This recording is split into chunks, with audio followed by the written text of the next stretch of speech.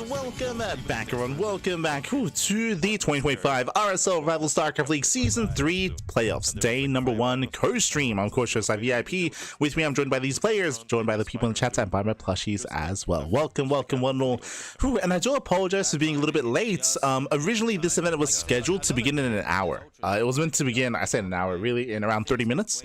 So it was meant to start in 30 minutes, but I do apologize because it started 2 hours earlier, and I only just noticed.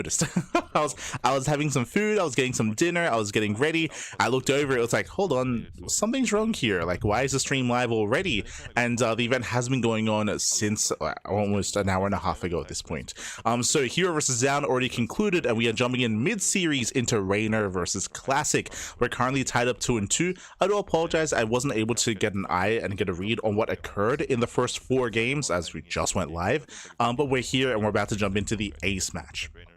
And to get a big shout out to Sort of, big shout out to our lovely people over on the casting couch. Let me just quickly switch our scenes over. As you can see here before you, we are co-streaming today, so that means that we will have the mainstream audio in the background and adding what we can as well. Of course, Sort of is a Zerg expert himself. He's a little bit soft-spoken, he's very analytical, but again, he comes in with a lot of knowledge, so he's going to be able to provide a lot of that and a lot of analysis coming into a Reynor series, and we'll see if Reynor can bring it back. We just wrapped up with our game on Persephone, I believe. I'm a little bit shocked that Persephone is in the tournament map pool. It looks like they chose not to update their map pool coming into the playoffs. That is a bit of a feels bad, man, considering the fact that we do have a new, fresh ladder map pool at this point.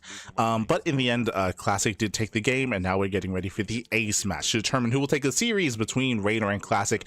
We're tied up 2-2. When it comes to the game on Persephone, Classic went for an early charge timing, went for early charge, not blink, so went for an earlier charge timing with no +1, I believe Forge was omitted, with an Archon timing, and Reynor, he didn't have roaches, he didn't have banelings either. He went for a Ling Queen defense, and Reynor, he was overwhelmed. He was overwhelmed trying to go into Ling Queen Hydra, and he was shut down. I say Ling Queen Hydra, apparently after he survived the first wave, he was going Ling Queen Ultra, and that means there was an extended period of time where he was vulnerable to these Archon and charge lot timing attacks. So a lot of greed, I would say, out of Reynor, and now we're jumping into the ace match. A more kind of standard map that we all know and love, been in the map pool for quite a long time now. Yeah, and surely this is the map where they will actually get to see a standard game. It's got to happen once, right? Yeah. Apparently they haven't played the normal stuff once, right? I was actually really looking forward to seeing a normal standard map game between these two, because like with this new patch, like the players will experiment and they will find new twists and they'll adjust their playstyles a little bit, just to see like, okay, what do you guys actually think about this patch? Like tell us through your gameplay. Right. But they're keeping it very exciting for us. So apparently, from what they're saying, there have been no standard games so far. Apparently Classic played standard once, and again, we spoke about how last game Classic went for an early charge timing, so it was able to shut down Reynor early. But now we're leading into Tokamak. I would say that when it comes to the likelihood of there being a standard game, it is higher here on Tokamak. So this is where we most likely will slow the game down, or at least Classic wants to slow the game down. It's going to be up to Reynor to stop him. Now, there are multiple ways of doing so. I would say all-ins are weaker on Tokamak, so we shouldn't see a 3-base all-in, but we could see Reynor go into Spire play, into Muta play, for example. That is going to be more viable. And we have the gas pool follow-up as well. Yep, just standard Nexus timing coming down here from Classic and into the Cybercore, as all usual business. Scouting a little bit here for... Sure yeah, they're kind of getting into it so far. Standard openers, Hatch gas pool out of Reynor, Classic scouting as well. From here, we're settling into a standard opener, and we'll wait for the tech of choice, right? It should be a Stargate opener out of Classic, but from there, do we go into early charge? Do we go into glaives? Do we go into early blink? Or do we go for a standard build instead, as Classic does hide his probe towards the left-hand side? It could also be like he goes for some like glaive and proxies a gateway or something, and the timing for this probe going out is he wants the probe to go out before the Overlord gets to his natural, right? So he doesn't actually see the probe leave. Yeah, dude, if the Overlord sees that probe, the Lings will just find it, right? And because he didn't scout this game, right? Or maybe he did scout, so this is the second probe going out. So the one tell here that Reynor could maybe pick up on is that the Cybercore is like maybe 2 seconds late. That's like the only... Oh, proxy Stargate, okay. If you notice that, that's sick. So we'll see if Reynor actually can pick up on that, or if it just... Because he hasn't really been scouting much for proxies this series, right? But you can just get this like sense that like, oh, something is off with the timings just a little bit, and then you can maybe, okay, I'm going to scout around the map. And then I feel like we don't see Classic Proxy too much in this matchup. I'm trying to think about the last time I saw him do it, and Yes, so sort of he's discussing about how there is a very, very slight tell, but it's difficult to really get a read on whether or not there's something wrong with the build of Classic. I would say there's a very low chance that Reynor did notice, so this is going to get quite a bit done. Basically what this means is that the Oracle is going to hit earlier than normal, and in this level of ZVP, you do want to delay your spores until just the moment that the Oracles arrive, essentially, because you want to be as efficient as possible with your worker mining. So with the Oracle arriving sooner than normal, the spores shouldn't be ready in time. Now, Queens are going to be building up, that is true. Whether they're in position, whether we can deny the Oracle, drones are going to go down. So far, there's 3 Queens. There's no spore on the way at all. I'm curious if he's going to wait for 2 or just send Again, the spore shouldn't begin until around 3:30. hit as quick as possible. Yeah, like you would definitely just send the first one. If you're gonna wait for 2, you might as well make the Stargate at home, right? And just True, yeah. just save it up because the surprise factor will be the same. Whereas here, the surprise factor is a lot earlier. Gets in. Oh, and there's no spore. Like we said, these drones starting to fall. They all try and You're get getting out 1, of 2, this 3, 4 natural. drone kills. There were 5 drones, even 6. Oh my god. 6 drones. 7. Huge damage here. 8. Oh, it's good. Alive, Classic. That's a lot of damage. And Reynor Oh immediately my realizes god. that, okay, that's Oracle is way too quick. Immediately looks for the Stargate. Second Oracle and whoops. finds it, but second Oracle is already out, which is basically all he really wants from the Stargate at this point in the game, right? So he's okay with losing this now. He got 8 drones for it. And look at this, Twilight Council before third base. So Classic is going to come into early tech. Still no spore at the natural. Gets 2 more drones. Dive in, get a couple more drones. Will lose some of his HP, but can go back and regen those shields. 10 drones going down total. I think you take that trade any day as Classic. So again, with that early Twilight Council, is it going to be Glaives? Is it going to be Blink? It should be one of the 2. Technically, it could be early charge as well. We already saw that last game. The third Glaives. is a little Let's bit go. late for Classic. Right. So that's something that Reynor could pick up on. That's like, oh, there's a very fast Twilight because the third is late. But he also sees all these adepts. So we'll see if he actually picks up on that. Yeah, I think if you see a delayed third base as well as 4 adepts, that's already a big tell. But if he's able to see even 1 more, they're talking about the tells. I would say that seeing 4 adepts here isn't too much of a tell. I mean, maybe, yeah. I'll say it'd be standard to see 3 adepts because you'd have 2 at the base and 1 at the natural mineral line. But seeing 2 extra, I don't think is really too much of a really distinction of what's going on. Obviously, the later third base is much more of a tell that something is a little bit off. So Reynor, he can notice that, and he's going for a safety roach one, thankfully. Correct time. And should be able to deal with it as long as he has. Oh, miscontrol, misrally. Okay, slight miss micro there from Classic. 1 Oracle finally going down. I think you at least want to keep 1 of those alive just to, you know, revelate stuff. That's actually a big win there for Reynor. Like, this will weaken the overall support that the adepts are going to be getting. Wall this base off completely. If you see another building go down, only 1 roach in production, another coming now. You need a decent number of roaches to fight this head on. I'll try to fix that. Line, for example. If they get into the mineral line, for example. But we are reliant on the quality of the YouTube stream. Should be up. But the problem here for Reynor is like the damage he took earlier has just led him to him have it looks better here. Looks a little bit better. And the Shade finishes in here in a good position. Nice Shade. Lings that get annihilated. Roaches are popping out as we speak. So far, there's only 2 roaches though. It's not going to be enough. Make sure that he defends it cleanly because. Oh, he doesn't even commit to the Shade. Realizing he's winning this fight, he doesn't need to leave. The drones it gets 5 drones. That Epps is still healthy. They're going to be shading towards the natural. Only Queen, so they have to run while this Shade. Oh, shading back into the third. Back in as the drones return. Yeah, getting another 8-9 drones here. It's already super good for Classic.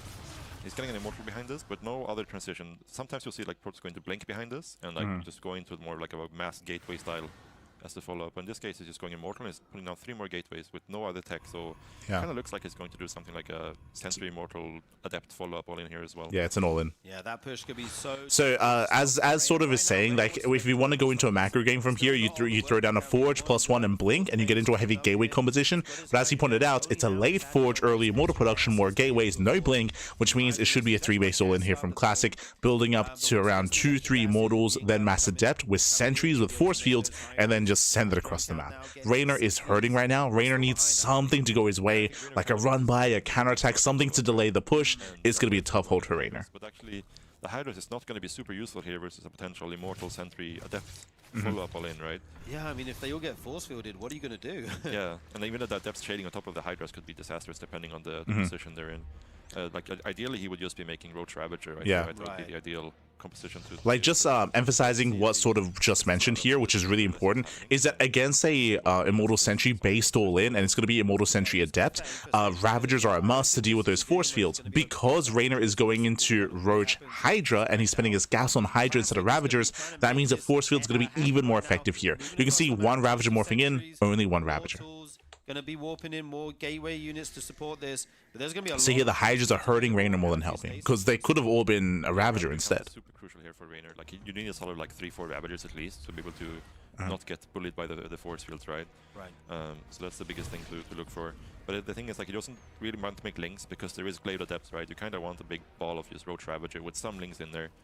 So we'll see. He has 3 Ravagers now, which is more than good enough, and he's also supplementing with Hydras. So this is going to be a pretty close defense, I think. Yeah, Classic actually. Yeah, we do have 2 more Ravagers morphing in, so 3 in total. Okay. Some initial force fields. So far, so good. Cleared out. I don't think he got too much for those, but he has plenty of energy. There's plenty more where that came from. The Yeah, he's moving in. Right now, a couple of them in the back. Hydra stuck in the back line. Here, but it actually looks like Reynor has. Oh my god, the force fields are brutal. Oh my god. Jesus.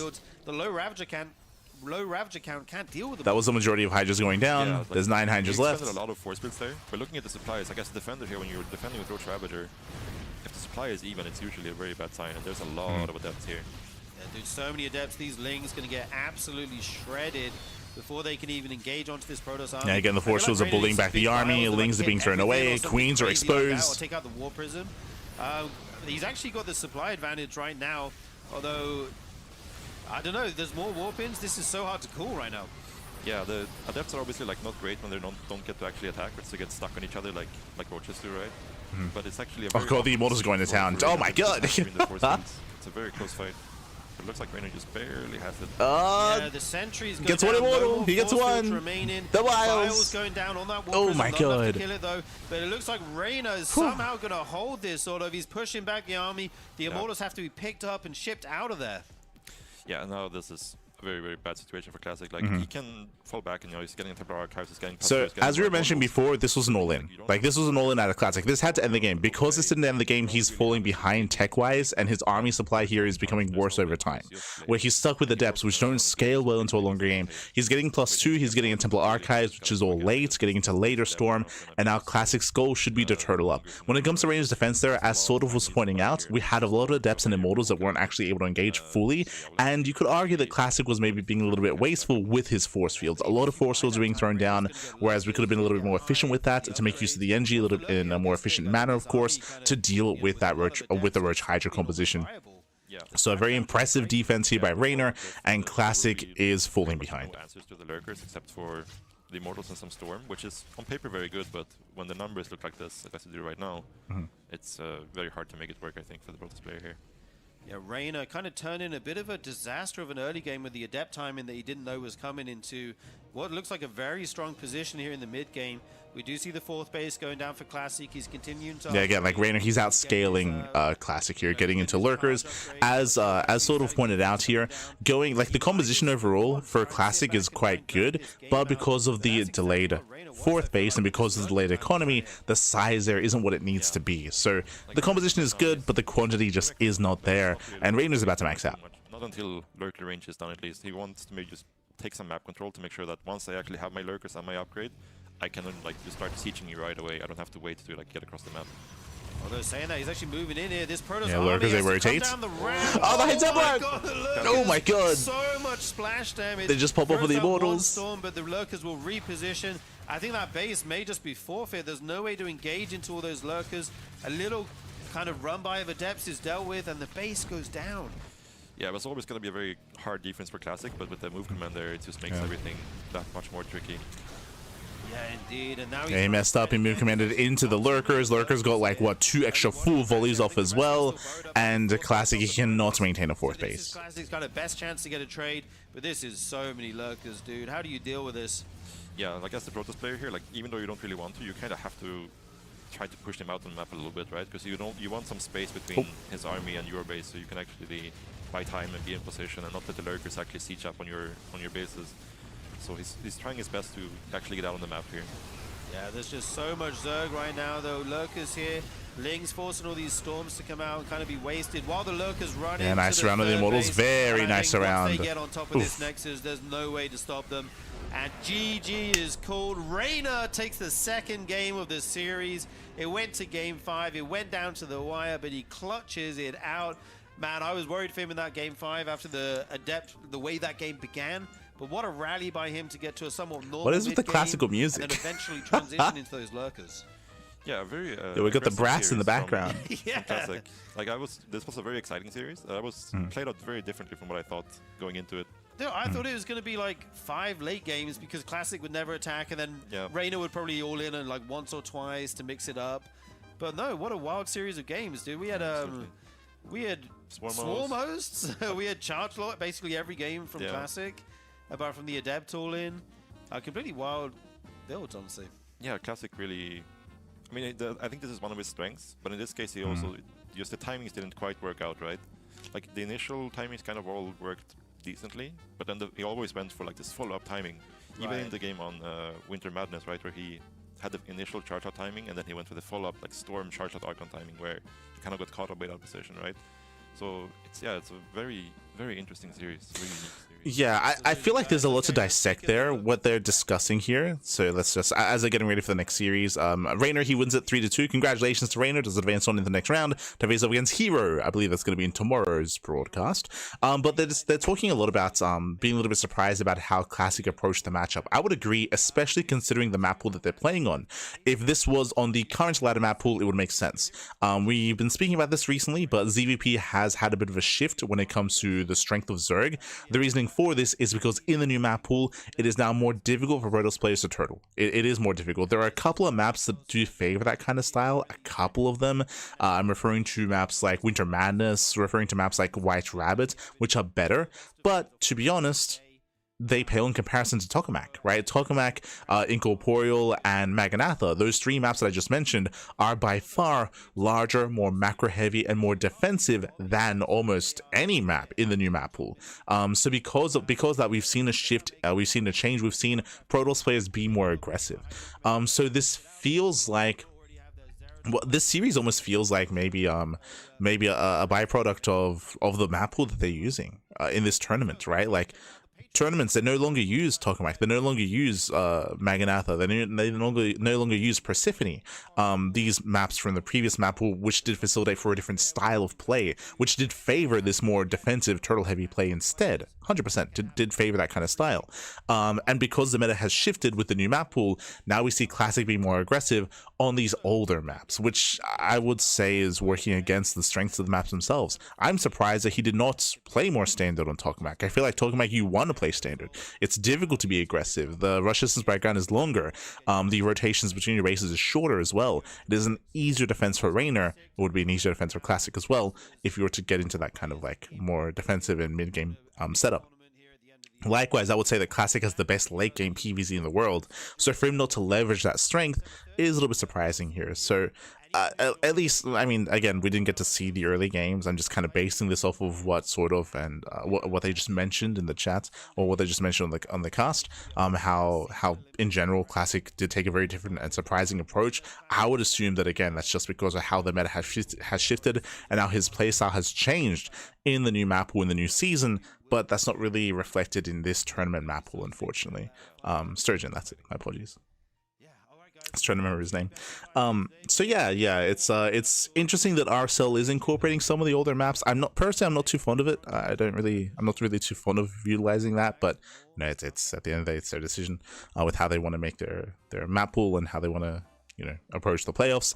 For now, they're going to be going on a break, and I believe we're going to be back soon here with Maru versus SHIN in our TVZ. So we'll see you guys soon after the break. I'm assuming they're going on a break, right? This isn't like credits. Did I miss something? You know, would probably all in and like once or twice to mix it up. Hold on. Completely wild timing where you kind of got caught up by that position, right? Revive SC2. Thank you to everyone who's already joined. You are the guys who are making this tournament possible. We appreciate all of your support. There's a bunch of tiers over there where you can kind of choose the perks that you want to get. If you want to vote for not maps done, or right? players, that can happen. If you want to get a free ticket to the offline event, that is also possible. An event in December area of casters, all the players, and here's the joined a quad that dead with all the marbles on the run. It'll be the next highest ranked player, man, that offline event. It's gonna be very, very exciting. Yeah, all right, guys. We've had 2 best of 5s here today. We have 2 more coming up shortly. Okay. If you're on YouTube, there'll be another want to VOD double coming check. out, today. I was like, are we done? Okay. It looks like they just have the credits for the break. So going to be cutting to a break. When we come back, we'll have Maru versus Shin right after this break. Let's go. We'll see you soon.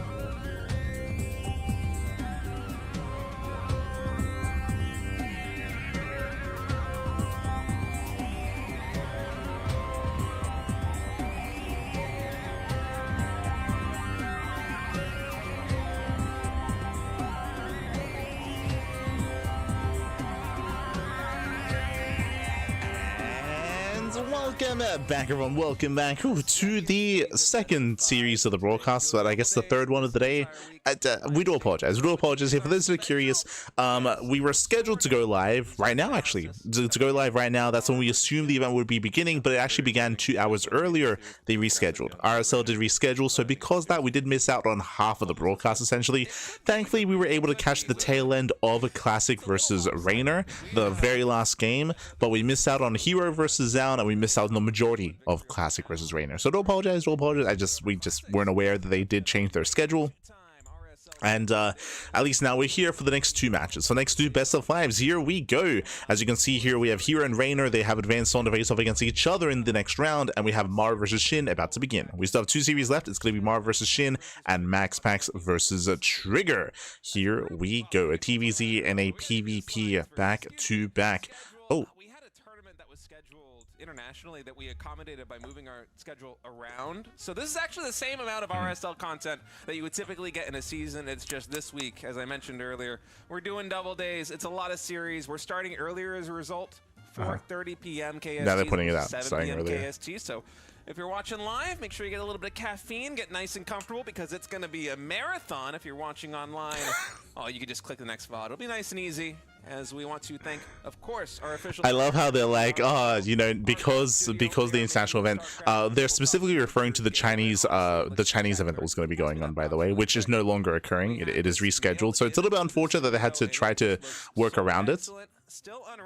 Oh, they do have the Zero Tool figure. Let's go. But I love how they're like, oh, it's, you know, now we're doubling up, you know, back to back. It's gonna be a marathon.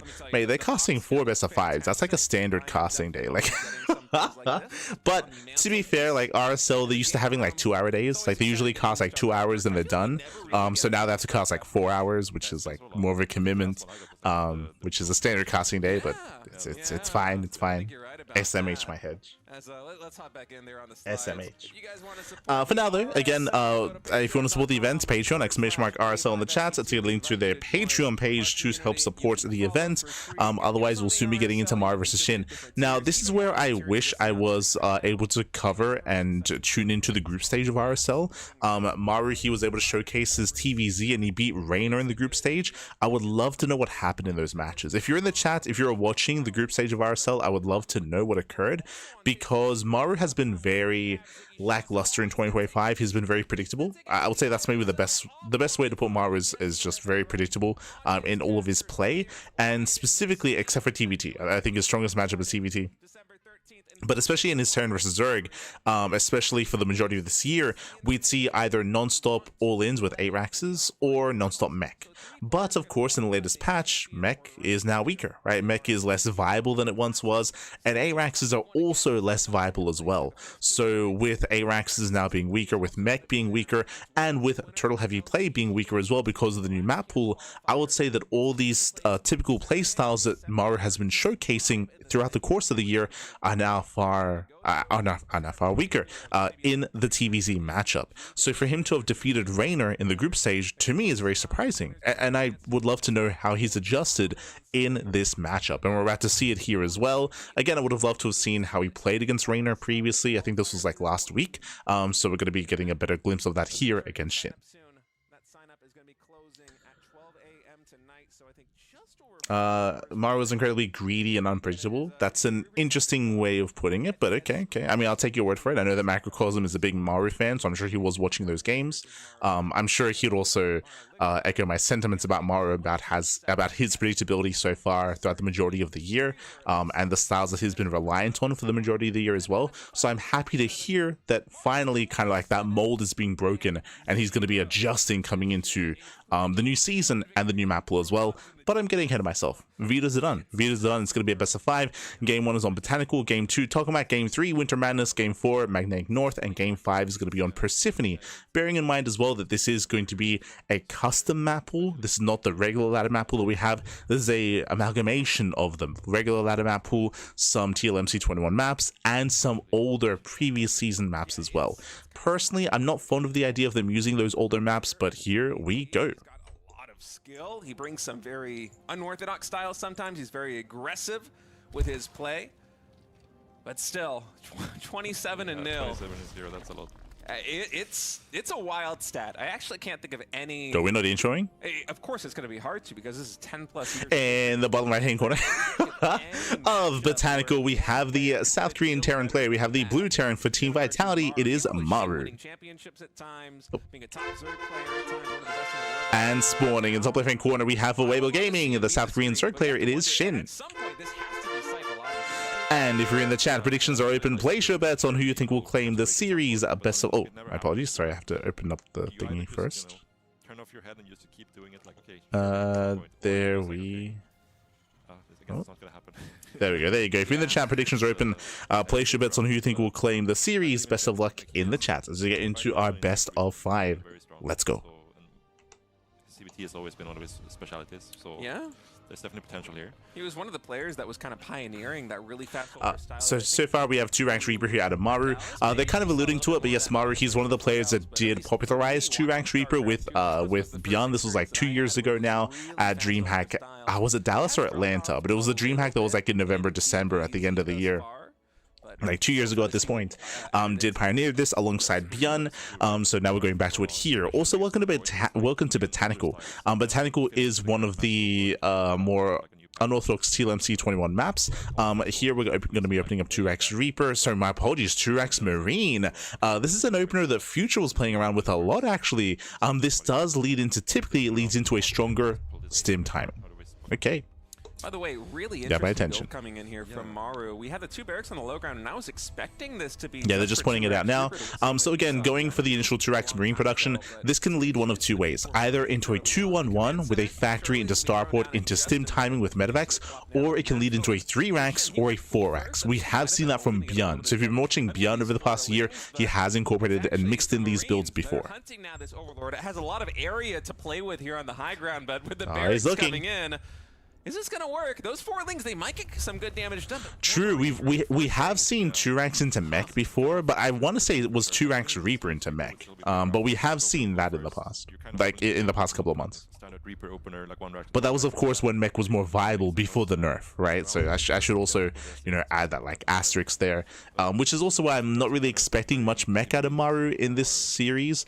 But I also didn't really expect him to play mech against Reynor, and we're maybe seeing. I don't know if that occurred. Yeah, just hoping to buy some time for the Overlord, but it's not enough, and ends up losing, I believe, 3 links on top of the Overlord as well. So kind of a disastrous start here for SHIN. Not the way you want to go into best of 5 when you're.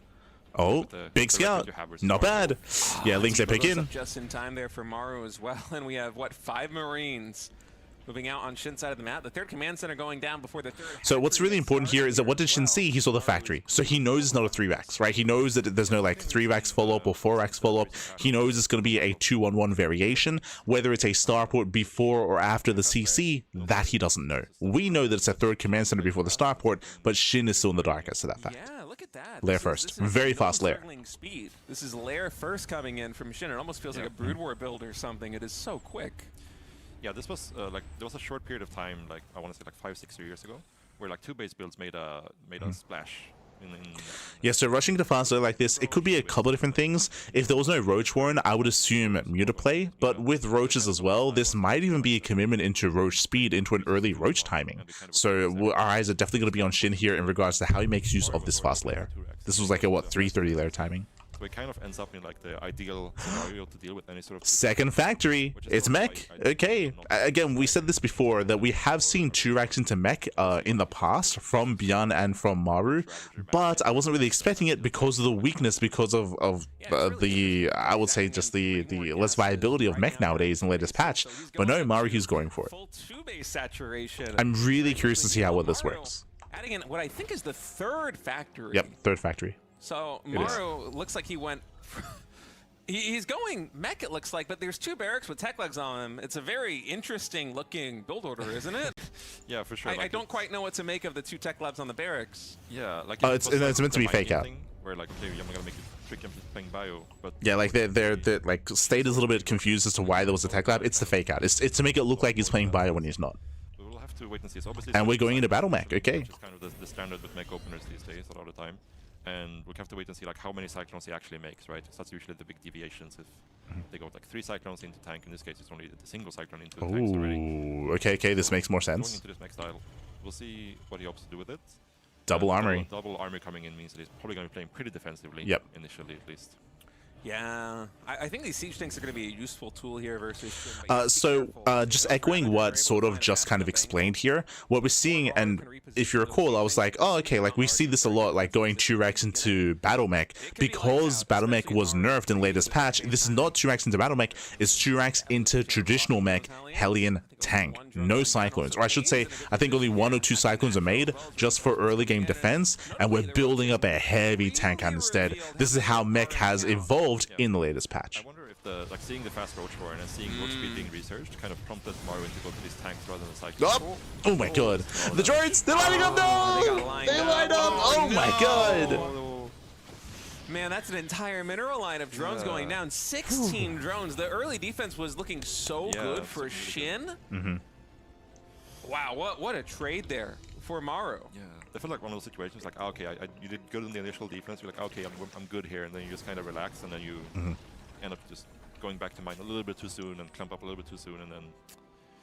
So I was going to be favoring Shin coming into this because he was blindly investing into heavy roaches, but now suddenly losing 16 drones, that's a brutal start, right? That's a very brutal start here. Now Shin is behind economically, he has to redrone, resaturate, but we can see that Shin isn't redroning. Look at his worker count, 61. He's cutting workers early, that is under 3 base saturation. He's getting into tunneling claws, he's building up more roaches, and it looks like he wants to commit into the third. Necessary, and I like the addition of tunneling claws as well with the 1/1 upgrades, or I guess, oh, he canceled +1 carapace, did he? Just going straight into range. I guess that does make sense here versus mech. That armor is not really going to pay.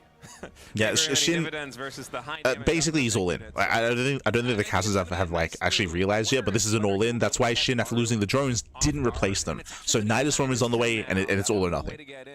If he can circumvent the front line defense here for Maru, I feel like Shin can get a lot done. Yeah, but because there's no 4th hatch behind this, he actually needs to get a lot done, right? Like yeah, now they're realizing. Like now they're just touching on like, hold on, there's no 4th. Like, of course there isn't. Go back and drop. Comes in here. Goodbye. Gets 1 tank.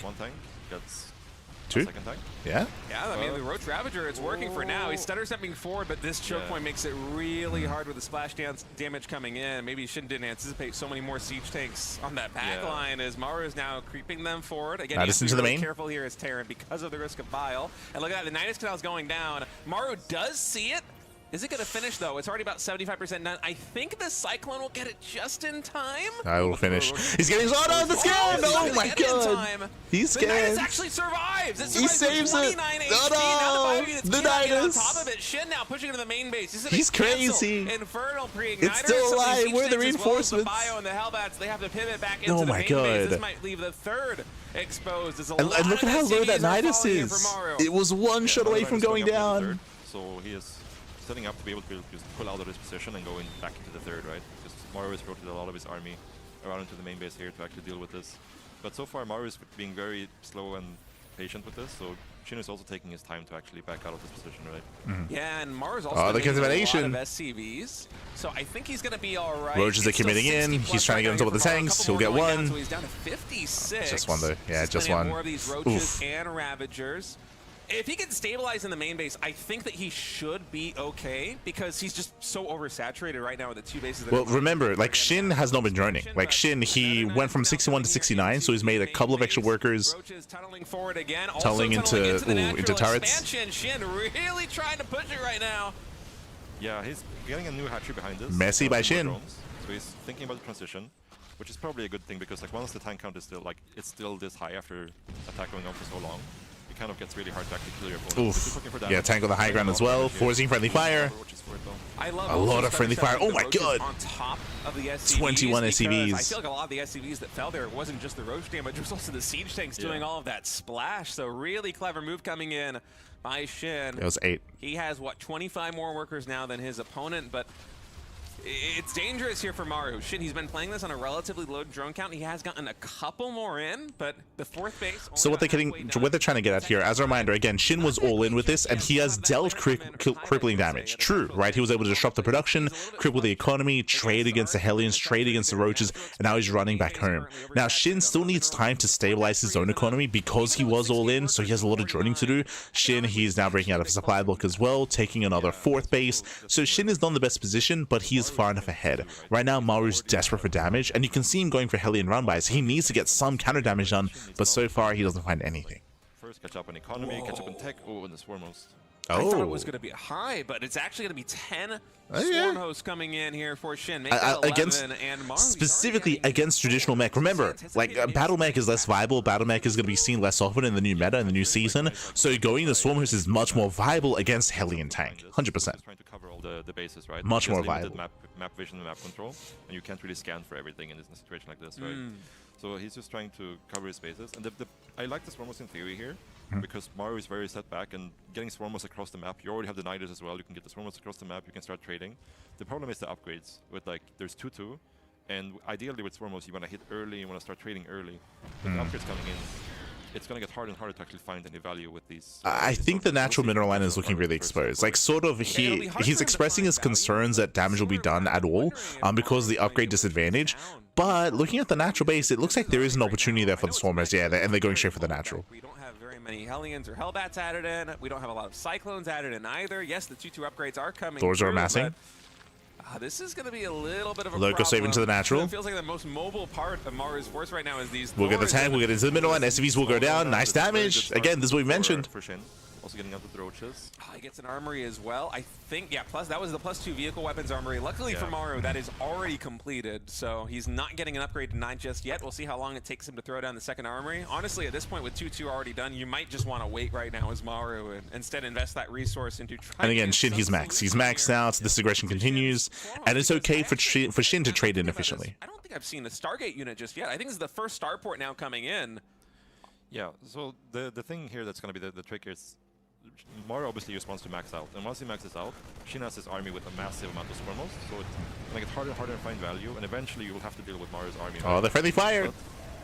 Oh my god, 7 SCVs, On Jesus. the other side, maybe got some tanks here. So Tanks are exposed, only 2 tanks, there's no Hellbats. Get back into the lead in this game. I mean, we're already at 12 minutes and Maru is still struggling to secure a 4th And again, base. Maru, he should not be able to expand and get a 4th base. Like, you can see how hard it is. He has to fight for a 4th. This is all that Shin has to do. Maintain map control and apply as much pressure as he can, not to kill Maru, but to contain. It's actually the natural that's the only base with 16 out of 16 remaining right there, the full 8 mineral patches.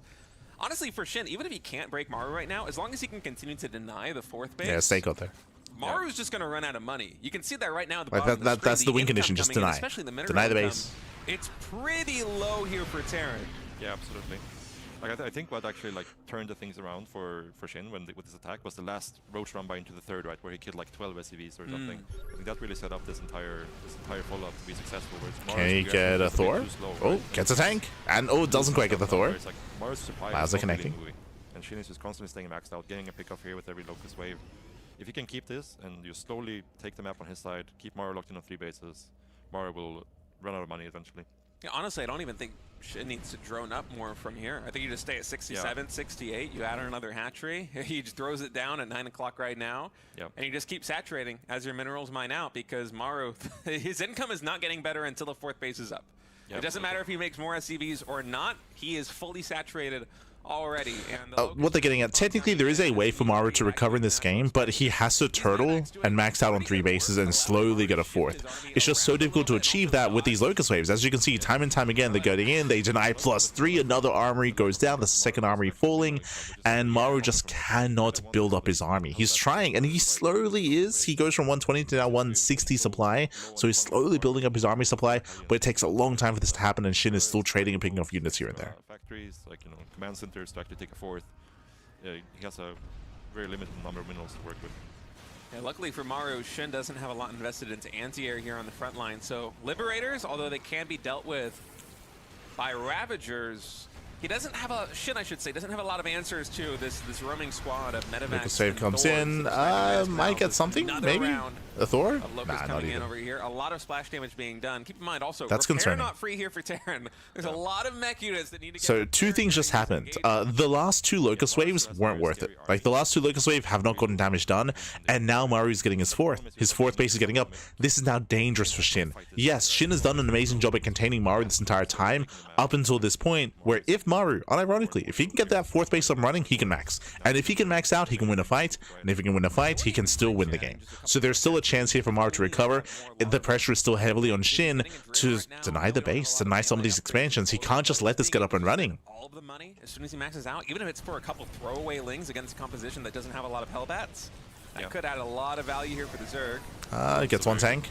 Gets a Cyclone. Cyclones, a Siege tank, and I think even a Hellbat getting taken down there. These waves of Locust That was are getting that so was much better. Maru feels like, even though he secured this 4th base, he is still up against the ropes. His supply is incrementally getting closer and closer to being maxed, but it's been a tough road here for Maru so far. Yeah, like he's trying to get some cyclones on the map now just to like get some pressure. So like they're talking about it as well. They're like, hey, like Maru, his supply is getting larger. Like it is getting larger. Now he snipes an expansion as well. Nice pick off. The concerning thing here for SHIN is that SHIN, he's had map control for quite some time. What has he done with that map control? He's teching, but where's the creep, right? There's no creep spread. There's no vision. As a result, these Cyclones, they get 2 expansion kills. Very nice damage here by Maru. He snipes 2 hatcheries.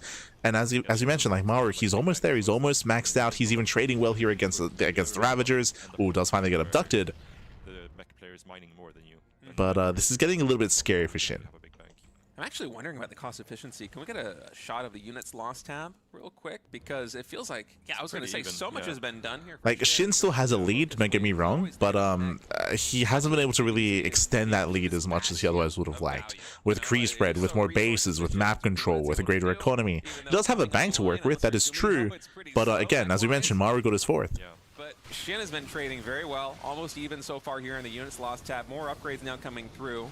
And it doesn't even feel like SHIN has much of a bottleneck in terms of the bank. He has a lot of gas. It's not just minerals in the bank here for SHIN. But eventually he's going to have to pivot out of the Swarm Host if he wants an army that can go toe-to-toe with what Maru has. Yeah, that's the thing about this Swarm Host, right? Well, he's going into the tank line. Here comes some Blinding Clouds. He gets 1. Just 1. Yeah, just 1 Blinding Cloud. Bios Connect gets 1 tank, gets 1 Thor. A lot of really injured units here for Maru, but with some hot pickup micro there on the medevacs, able to stay mostly efficient as Maru is now finally getting close to being max. And the creep spread here for SHIN, he wasn't all in, but I think his attention has been so focused on the front line that he hasn't really developed these bases. As in, he hasn't been all in recently, but he was all in initially. That's why the creep is so small. That's why the queens have the queen count was so low. Taking a 5th base. But this is on SHIN, the fact that he didn't find the time to spread creep, because the creep has barely been out on the map. Acting like drones in a sense where they're generating value for him, right? Like he's killing stuff for free over and over. But eventually, again, we're getting closer and closer to max out here for Maru. These Locusts are getting less and less value every way. And it's almost like becoming more and more of a liability as the game goes on. They have to keep generating value to justify their supply, right? As they... And this is it. Like Maru, he's maxed. Like again, SHIN, did he do enough damage? Did he get enough of a lead up until this point? Maru, he finally got his 4th base. He finally maxed out. He's getting a 5th, and Maru has a better army. Straight up, he has a superior composition now, and SHIN might just die. he might just topple over here. And so this push out into SHIN's army is not built to fight; it's built to harass. Basically, is catching him very off guard, and Maru, he recognizes the situation. He knows this is almost like a pseudo-base trade. He's just going to sacrifice here the Planetary Fortress. Instead, he's going to go for the most crucial mining bases here for the Zerg. Taking down that triangle expansion as well as the 9 o'clock base. SHIN, he's expanding down into the bottom SHIN is going for the base trade. Into this 3rd, but he gets the 4th. So many siege tanks in position here for SHIN, and the Locust, they're still There's going to be a defensive Locust wave.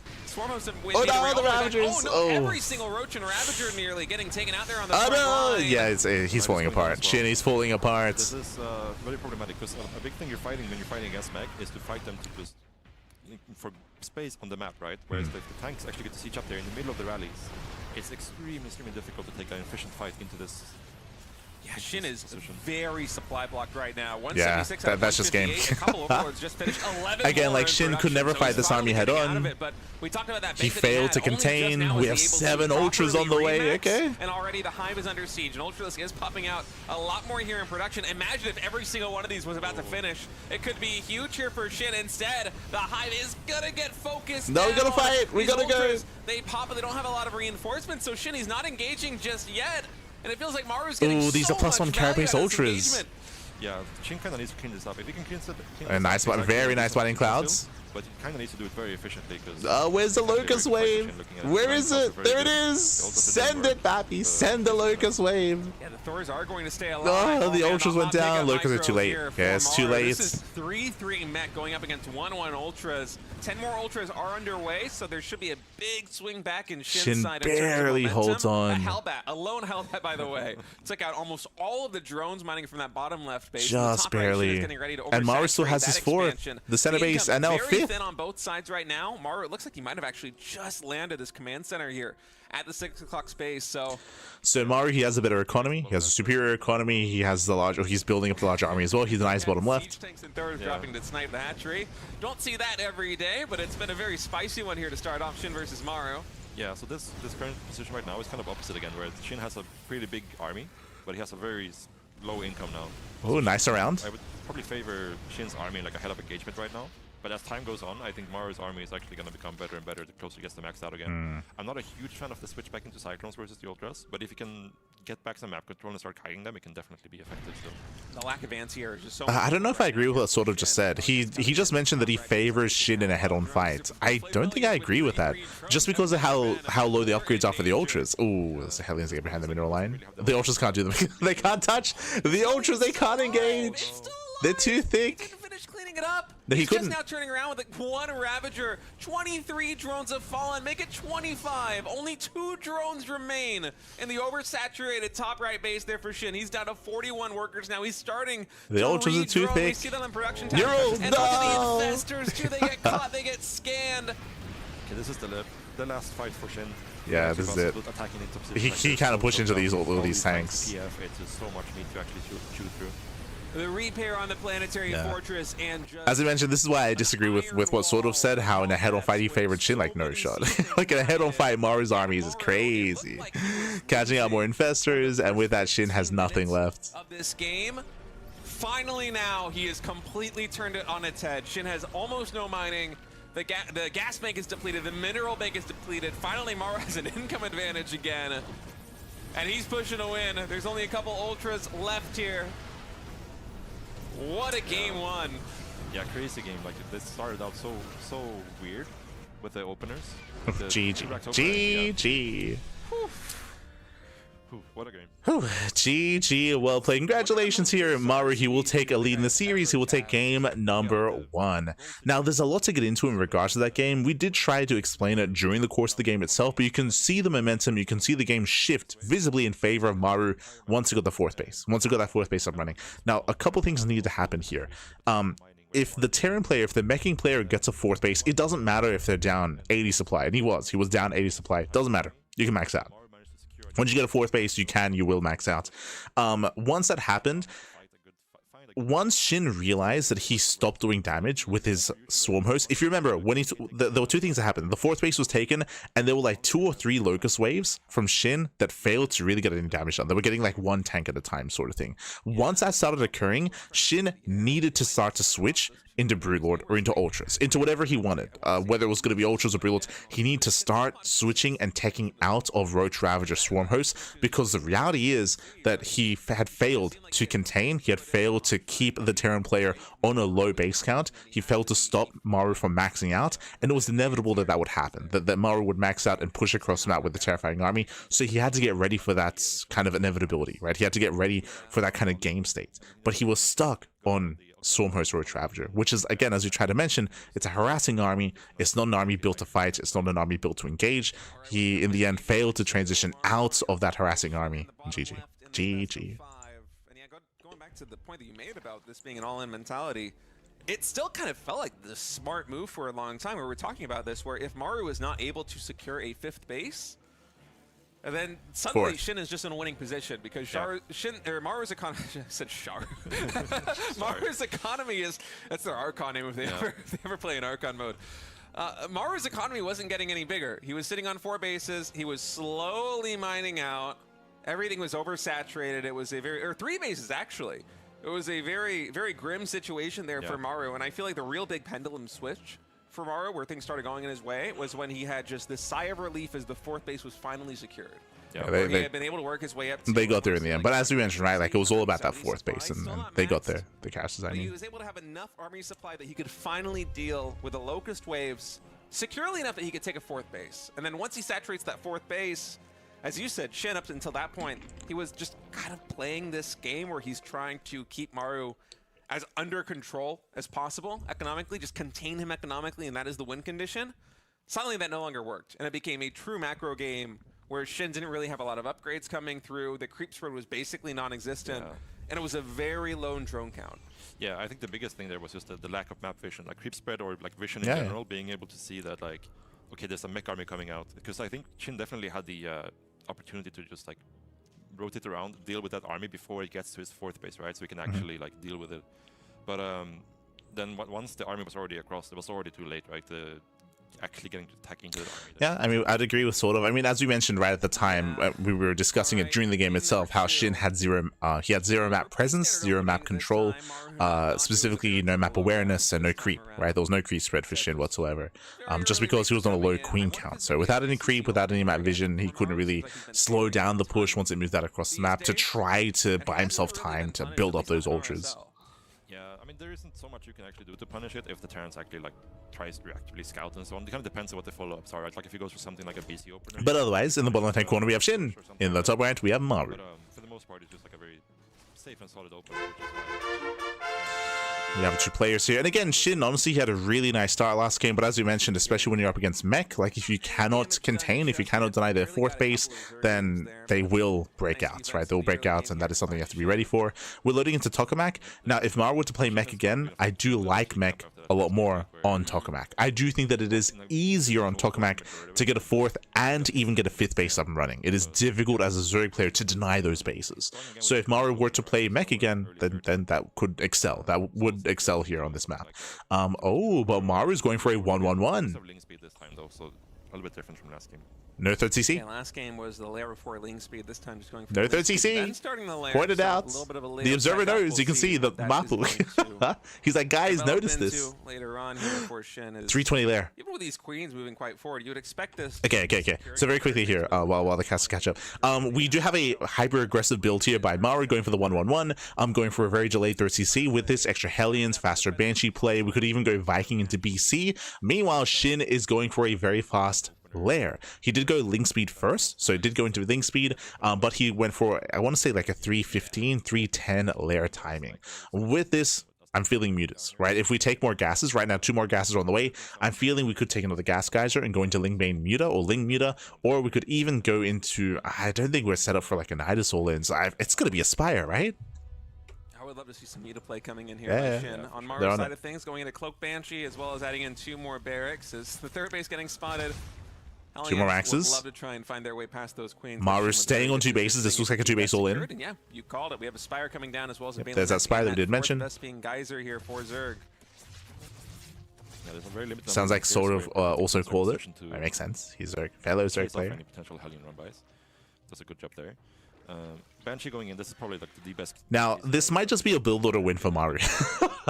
What's scary is that SHIN is going into mutas, which is very greedy. It does mean that you're going to be delaying your Evo chambers, delaying 1-1 upgrades, and delaying the strength of your Ling Bane.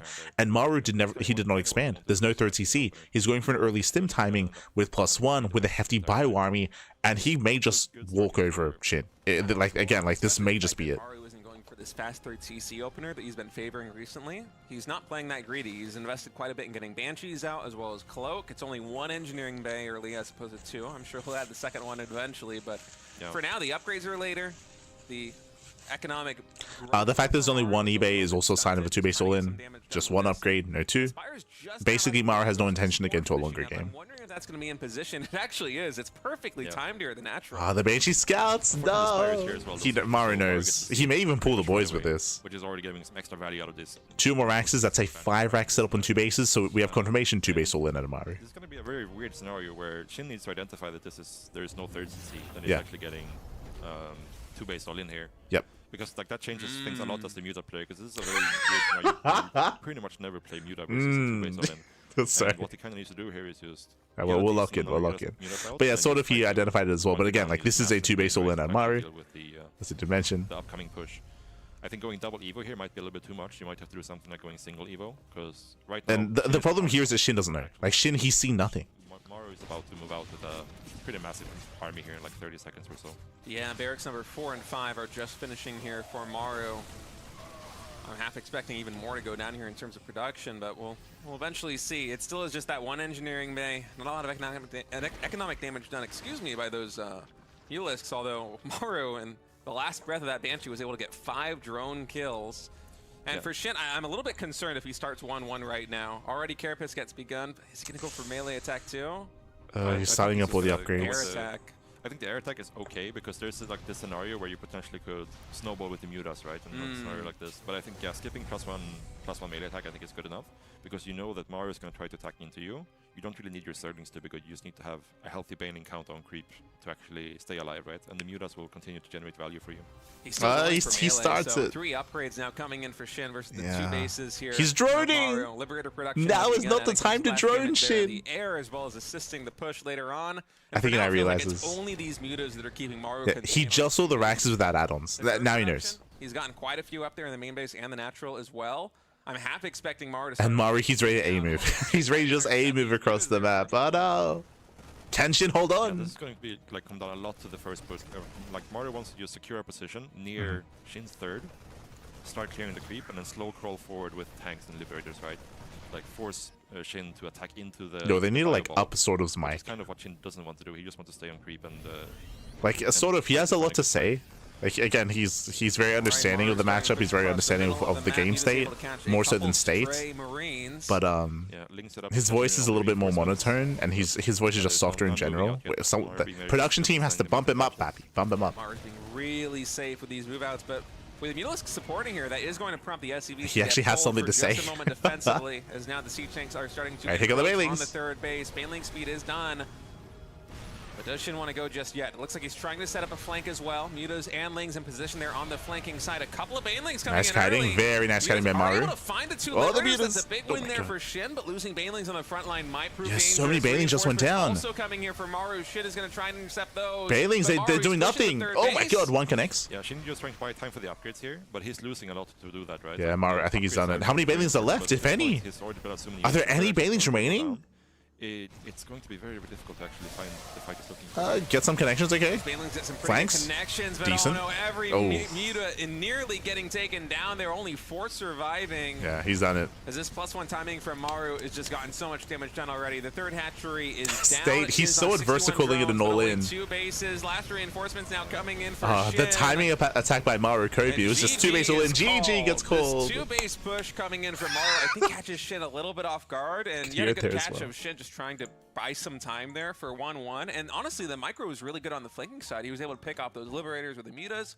He got a couple of reinforcement packs as well with the mutas and lings, but he bled off a lot of banelings there on the third base. Yeah. It was hard to manage both fronts without those upgrades being done just yet. Yeah, like it's a very unique scenario as well. Like one going for 2 base muta is not something we see super often, but also having 2 base muta play into a 2 base all in from the Terran. It's not something you get to play super often, so it could be a bit of inexperience here from SHIN dealing with it. In theory, I'm curious, just because you're a Zerg pro gamer, how do you give the advantage in that one? If you're going for a 2-base build the way that Maru does, but it gets spotted kind of early, and then SHIN is going for the 2-hatch muta. I don't know if you noticed the verbiage. It's very intentional. So there isn't too much that's hidden on either side. Do you prefer the Terran's position in that sense, or do you prefer the Zerg's position? So the Terran. But I don't know if you noticed the verbiage there. Like State, he keeps calling it like a 2-ace push or 2-ace timing, like very tentatively, like he doesn't want to commit, but sort of keeps like emphasizing because he's correct. He's like all in because it was 2-ace all in. Sort of trying to assert that in their dynamic, but winding it back a little bit, I would almost call it a hard counter from Maru. When you go for 2-base muta, you are cutting a little corners. Your Ling Bane is weaker and you are vulnerable, right? This is the downside of going into 2-base muta, is your vulnerability getting into those mutas. And ideally in a standard game, your mutas give you map control, they keep the Terran player busy, and they allow you to build up your economy and to build up your Ling Bane. Even though it's delayed, ideally your mutas give you time, right? They give you time. The reason why I call this hard counter is because Maru was going for a 2-base all-in. He was being hyper aggressive to take advantage of that vulnerability. So I would say borderline like build order win there for Maru going for 2-base muta. I say borderline build order win. It isn't just, you know, they picked their builds, they executed, and that was it. Another big portion of that was that, if you remember, SHIN failed to scout. SHIN didn't realize it was a 2-base all-in until it was already pushing out across the map. That's why we were emphasizing like, oh, he's getting these upgrades, like, oh, he's droning up as well. Things that will not help because the game is not going to last that long. The game is not going to last long enough for the upgrades to finish and for the droning and for the economy to kick in, because Maru intends for the game to end early. So I would say that there was potential for SHIN to recover, to react, to respond, and to deal, and to survive that if he had seen it coming ahead of time. But if you remember, he didn't see it coming until it was already pushing out across the map. The realization of the all-in wasn't quite there until it was a little bit later. So with that, GG. With that, GG, well played. Maru, he does take a 2-0 lead, and now we're getting ready for game number 3. Looks like they're cutting to a 5-minute break, so we'll see you guys soon after the break to see if the series continues or if Maru does take the 3-0 here and now. We'll see you soon in 5 minutes.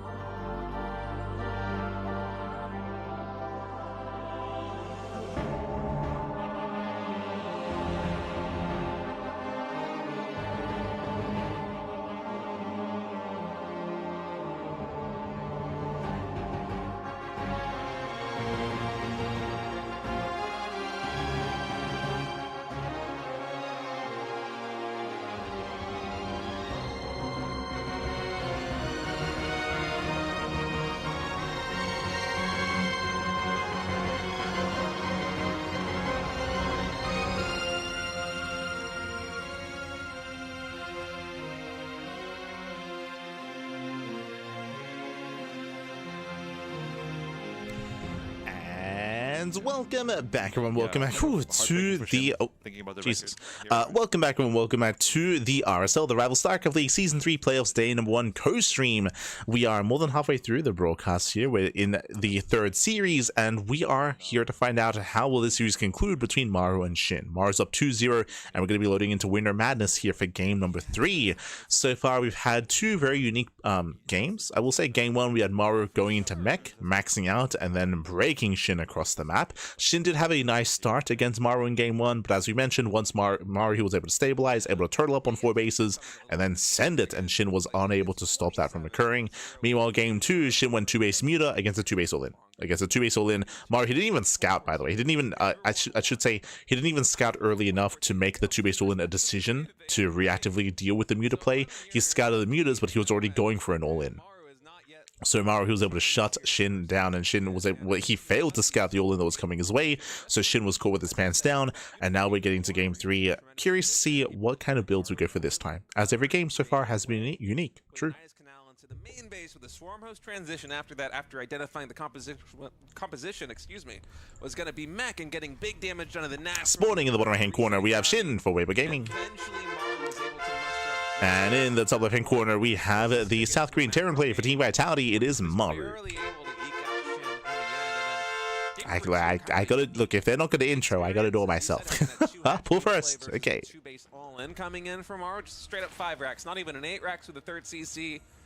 You don't see that every day, so we've had some interesting matches thus far, and both times SHIN has gotten the short end of the stick, but maybe this early game will be a little bit better for him. It's a CC first for Maru and a pool first for SHIN, but realistically, do you think that SHIN can actually get much damage done with these lings? No. Yeah, that's the thing. It seems like, oh, pool first, it should be really good versus CC first. Nope. But Yeah. actually, the way the timings end up playing out is that it's really hard CC to finishes. get any value out of these links. And now you end in a position where you've invested into these links, and versus a normal opener, you would like at least delay the command center, right? You would force the SCV off, or at least you would force the Reaper to stay back home or something, right? But in this scenario, like the command center is just going to be finished when he's getting across the map, and he won't really be able to find any real damage unless Maru gets caught off guard with an SCV or a Marine or something. This is one of the things about as sort of is saying, like, this is a better opener for Maru. So winding it back, what's occurring here? Maru's going CC first, and the Zerg player SHIN is going pool first. What this means is that because it's a CC first, the command center for Maru will finish. It will finish before the lings arrive or as they arrive. Whereas if Maru went for a standard opener, then these lings from SHIN could have delayed the CC. So here, the lings, they arrive too late. Basically, they arrive too late. Maru, he should be able to minimize losses and be set up here in a nice position. Meanwhile, SHIN is going to be set behind, going for a late gas geyser. As you can see here, the CC is already complete. There's only the one depot there just now. Of course, Maru with that CC finishing doesn't need to throw down a second depot just yet. It's actually going to be a 3 CC. Oh my god! Man. That's where those minerals went. It's crazy. How much can you get done with these 6 lings? Yeah, the fact that there's no wall here kind of makes it so there's some more potential. Yeah. So 100%. with the micro, how many Gets you one. can actually get here, which is probably like a lot more than you would actually expect to get in this Yeah. situation. So Okay. I'm kind of happy with this. Yeah, actually, the Gets 2, SCV denies micro, mining. Not perfect thus far here by Maru. Could pull off some of these really injured SCVs, but instead SHIN just really good 3? link control. Nah, not okay, quite. that was good by Maru. Able to save that one in the red. Yeah, SHIN with good link control, getting 2 SCVs in terms of damage. So pretty good thus far, especially because back at home he's going to feel completely And he gets a full safe scout. to macro up behind this, but for Maru, So a couple of things here. So again, as he pointed out, because Maru didn't just go CC first, he went 3 CC before factory, by the way, which means there was no wall. There was no depot at that ramp. So those lings got more damage than they should have. So initially what looked to be a bad opener for SHIN worked out better because he was able to get 2 SCVs and deny mining and get a full scout, confirming the 3rd CC. So SHIN, he knows how greedy Maru is being right now. Again, hype. You see Maru going to double eBay as well before the starport. Hyper greed out of Maru. Fast 3rd CC, fast double eBay as well. This looks like the beginning of an ARAX, to be honest. Like this, we've seen a lot of ARAXs from this kind of position because there's so much greed. The ARAX typically hits with 2-2. So really fast 1-1, really fast 2-2, really strong and powerful ARAX. Meanwhile, SHIN, because he went for a late gas, he's going into roaches. Who did exactly this. The really fast 3 command centers, the really fast double eBays, they greed checked him. And Maru was on death's door for what felt like 5, 6, 7 minutes, which doesn't sound like a long time, but in Legacy of the Void or in StarCraft 2 in general, it is a really long time. Yeah. but he was able to survive to 3-3 on like 2 bases, maybe 2.5 bases. Like he takes a third, he has to lift it back up. Yeah. And he was able to carry that 3-3 versus, I think, 1-1 upgrades on Zerg to a victory because those Marines started to melt the roaches. And I'm looking at it right now. Yeah, this game is starting to trend in the same direction. We have 39 drones. SHIN, he's sending workers. He's going for the all-in. Here for Maru, but SHIN, he's committing. There's already a bunker throwing down. This is it. It's all or nothing with SHIN. And Maru, he now realizes. He sees the lack of drones in the third. He also sees the lack of queens. So he knows like this money has to have gone into something, right? And with the roach war, the only thing that makes sense is that it went into roaches. So he is preparing for this as well as he can. That being said, though, like you don't have anything like a Banshee or even a high tank count that would actually like. Again, because of the hyper greed of Maru, as they're pointing out, low tanks, no Banshees, we have Hellion Marine. Right now, Maru is insanely vulnerable to the all-in of SHIN, and SHIN is here to punish. And SHIN should have enough. We'll see if Maru can pull off a crazy defense. Pretty aggressively. There aren't Banelings added into the mix. It is pure Roachling, and yeah, SCVs, they're not very good against that composition, but with 3 CCs, you can replenish them fast enough. That as long as you stay alive with these upgrades coming in, here come more Lings coming online, you should be all right here as Terran. But the pressure already mounting. The supply depots getting taken out. We might have to see some drops in terms of supply come in here on these command centers as Maru is now supply blocked in. Here goes SHIN. Yeah, just make it or break it. And 1-1 is actually going to finish. SHIN, can he get on top of the tank? He tries to. The Hellions are in position. The Lings are being shut down. The tank should barely fall. This might just be a little bit too much. Oh man, that bunker's so low on HP. The Wiles. Repair is so busted. Look at that. Oh my god. The bunker survives. If that bunker went down, I honestly think Maru might be dead. Instead, there's more Lings streaming in, and Maru, he gets a second chance. SHIN is droning. The siege tank, it is creeping back down here into the natural expansion, trying to find a safe nook and cranny. Right behind those bunkers, right out of range of the Ravagers. Should they move forward to Bile, they have to eat some shots from that bunker to actually get damage in. And already SHIN is pivoting. He's adding 2 evolution chambers. He's droning up again. He's going for a lair. I really think that bunker staying alive just changed the fate of this game because Maru now can start 2-2. 1-1 hasn't even, it just began. So, winding it back here, SHIN was all in. SHIN was all in that had to end the game. If he failed to end the game, he had to do crippling damage. As you can see, Maru, he's still in 2-base saturation. He's fine. Like, Maru, he is perfectly fine here. As we mentioned before, the 2-2 timing is going to be very strong. It's going to hit hard for Maru. But because he was stuck on 2 bases and because he had to invest into all the depots, into the bunkers, into this defensive play, it means that SHIN at least has a little bit of breathing room, but the upgrades are going to be heavily in favor of Maru. Where he now was talking about a 2-2 timing, and now we can go for a 3-3 timing instead, stabilizing and setting up on 3 bases before moving out. SHIN, the quality of the army is going to be lessened. It's going to be quite weak, and the pressure is on SHIN to trade early on and to contain Maru. So we'll see what happens here. SHIN, economically, of course, and like position-wise, he's doing fine. Since Maru's third is not even landed yet, even though he has a healthy SCV count. The big thing here is just the upgrades. So we see if SHIN can survive this 2-2 timing without, taking too much damage or taking a bad fight, he can definitely end up in a good position towards the late game. Yeah, the infestation pit's also coming online very quickly here for SHIN. Yeah, it should be Hive, should be Ultras. We'll have that Hive coming to fruition quite rapidly, although it could also just be for infestors, as you said, that would pair really well with the roaches and ravagers that SHIN's got already on the board. We'll have to wait and see what the decision is going to be. Here gets a couple of safety infestors. 2 infestors in production, more roaches and ravagers as well. As SHIN is continuing to drone up, and I feel like SHIN, maybe in a minute or so, is possibly going to be looking for a fight. I know that Maru has 2-2. Yeah, but this is a big power spike. So SHIN, he's building up into a big attack at the third base. As you can see, SHIN, he does start the lair. As you mentioned, typically seeing a lair alongside roach play leads into melee upgrades and leads into ultra tech. That is kind of the go-to for SHIN. Yep, you can see Baliness is on the way. That's indicative that he wants to switch into melee upgrades for those ultras. That being said, +3 coming in, 4th command center is already done, I believe. Yep, there's the melee upgrade, as we did mention. Also just looking to macro up here. Yeah, 4th command center getting started right now for Maru. His +3 infantry weapons already begun. So SHIN's big power spike. At the same time as +2 armor here. SHIN's big power spike is going to be ultras. Meanwhile, Maru's big power spike is going to be 3-3.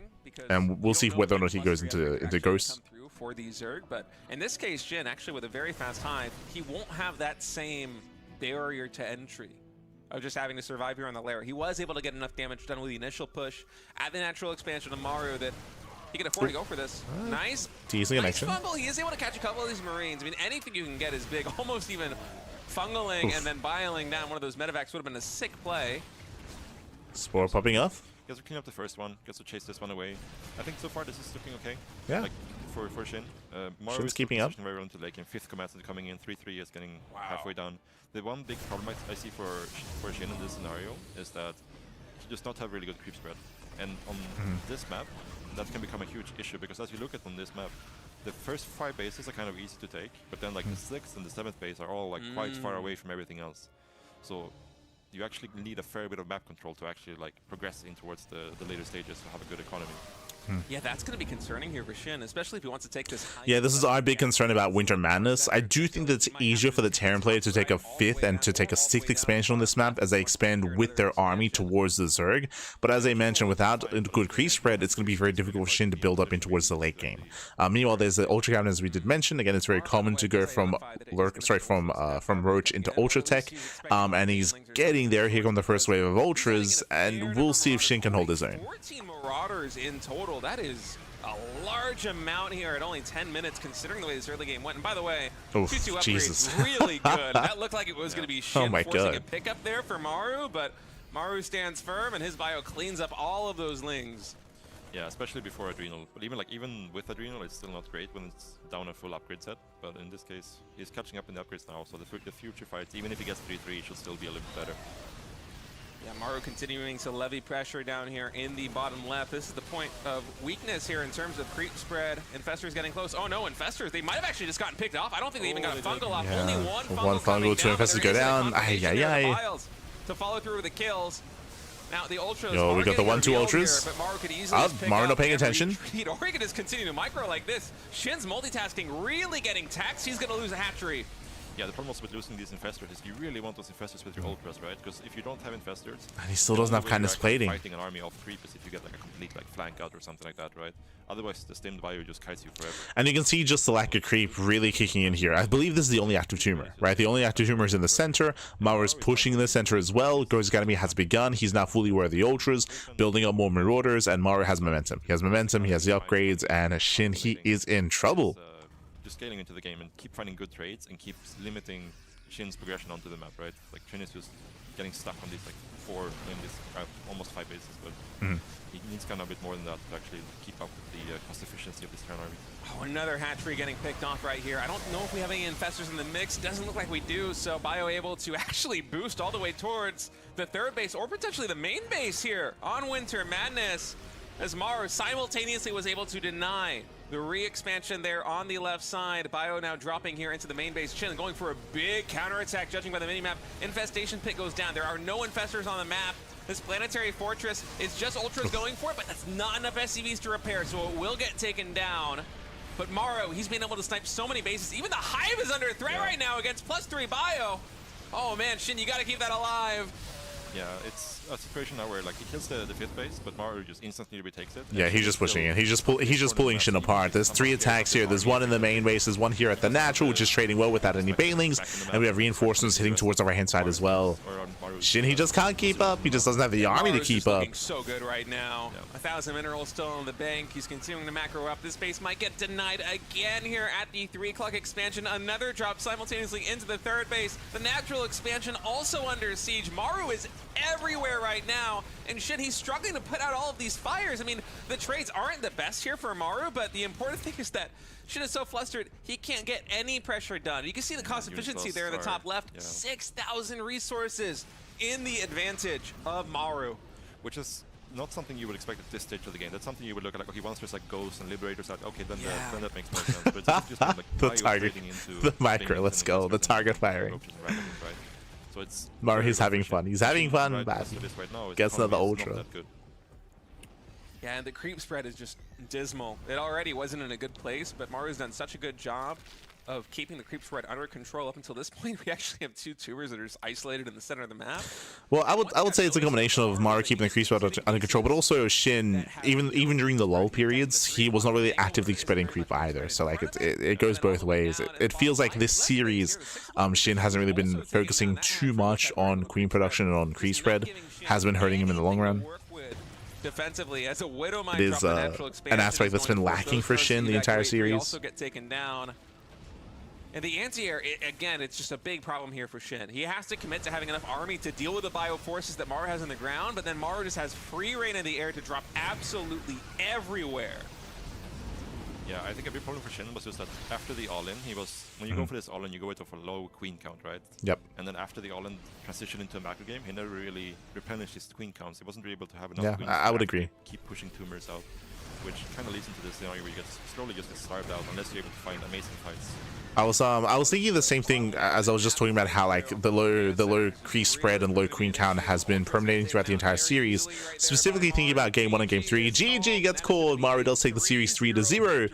But quickly finishing up on that thought, if you remember specifically in regards to both game 1 and game 3, SHIN went for all-ins. He went for roach-based all-ins in both games, and in both games he failed to kill. And in both games, they continued on into a longer game state.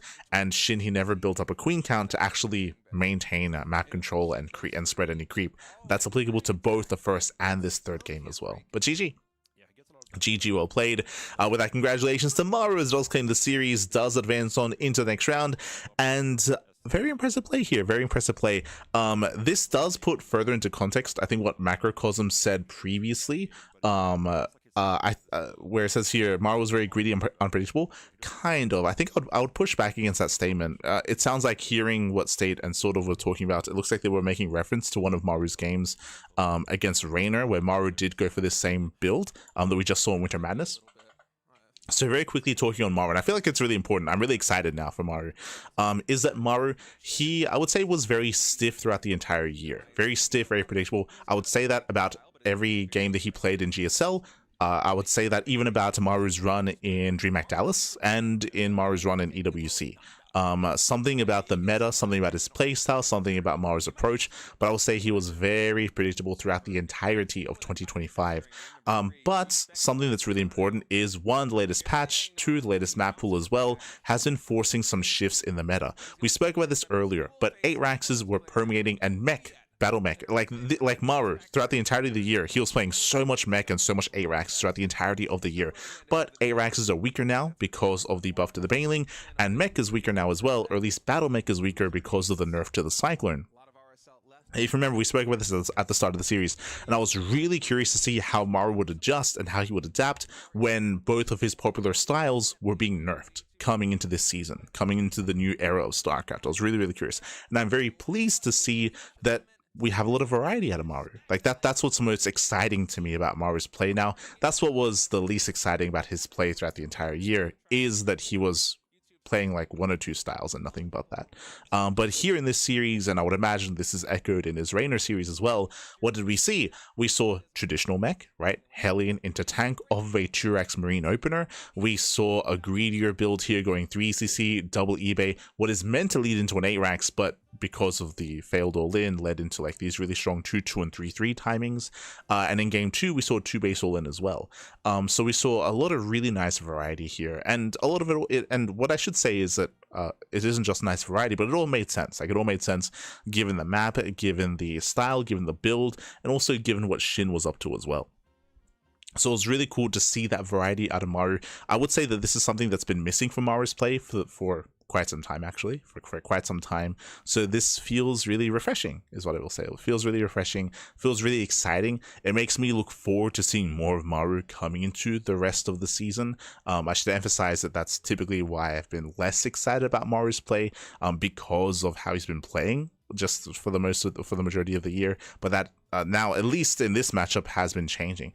I will say that his style was very predictable, and this is applicable to TVP as well. Previously, we saw a lot of mech against Protoss, and we saw a lot of 2-base all-ins against Protoss. That is what he would do non-stop. But also, I was talking about how we've seen some shifts in the meta.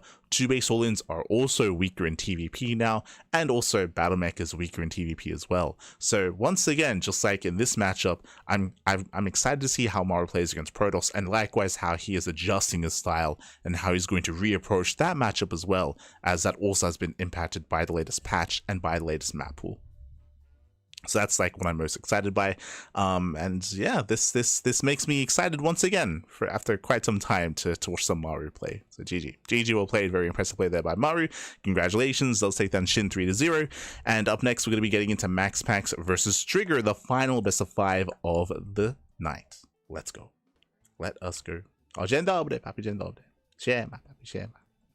But yes, we're going to be going on a short break. When we come back, we'll have the final series. We'll see you soon for that PvP. See you soon, papi. See you soon.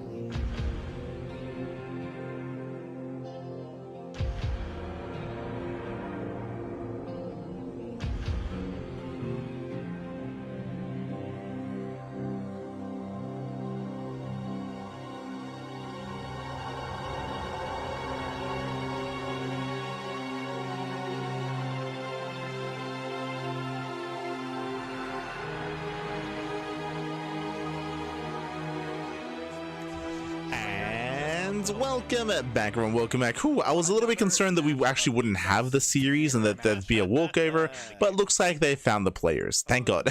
So I do apologize for the extended break, but looks like we were missing our players, just making sure that everyone woke up and got their Vitas going and got this show underway. As I just mentioned here, the final series of the broadcast is going to be a PvP between Trigger and MaxPax. We have Sturgeon and Gemini on the casting couch. They're going to be joining us here today. And let's go. We're getting ready here for our second PvP of the broadcast. For those of you curious, we did feature Gemini, Sort of and State earlier in the broadcast. There's going to be no Tasteless. Tasteless is over in the Americas at the moment. I believe they just posted merely earlier today that they were at the Esports Awards.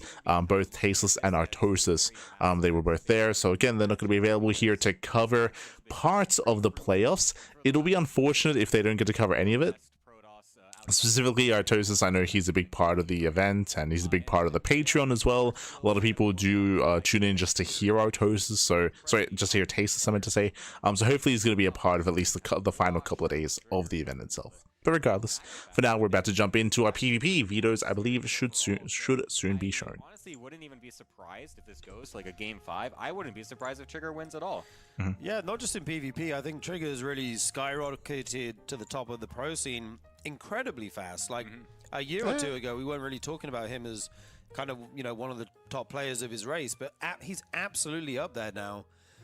So, I mean, I probably would still favor MaxPax, but like you say, I wouldn't be like completely shocked if Trigger was able to pull out a win here. Yeah, he's just an excellent player in the last couple of years. I mean, his micro is incredibly solid. Like, it's just... I would agree with the sentiment that Trigger, he rose up relatively quickly. If you remember, we were actually there when Trigger debuted. I want to say Trigger debuted in the online weekly cups. Ooh, was this in 2021? 2021, 2022-ish era of StarCraft. I want to say that we had 1 year which was Patty Mac, and then the next year Trigger debuted. It was like back-to-back-ish. I want to say like 2020, 2021-ish era of StarCraft. Nowadays, of course, Trigger, he is the best of his region, the best of the Americas, and one of the best Protoss players in the world.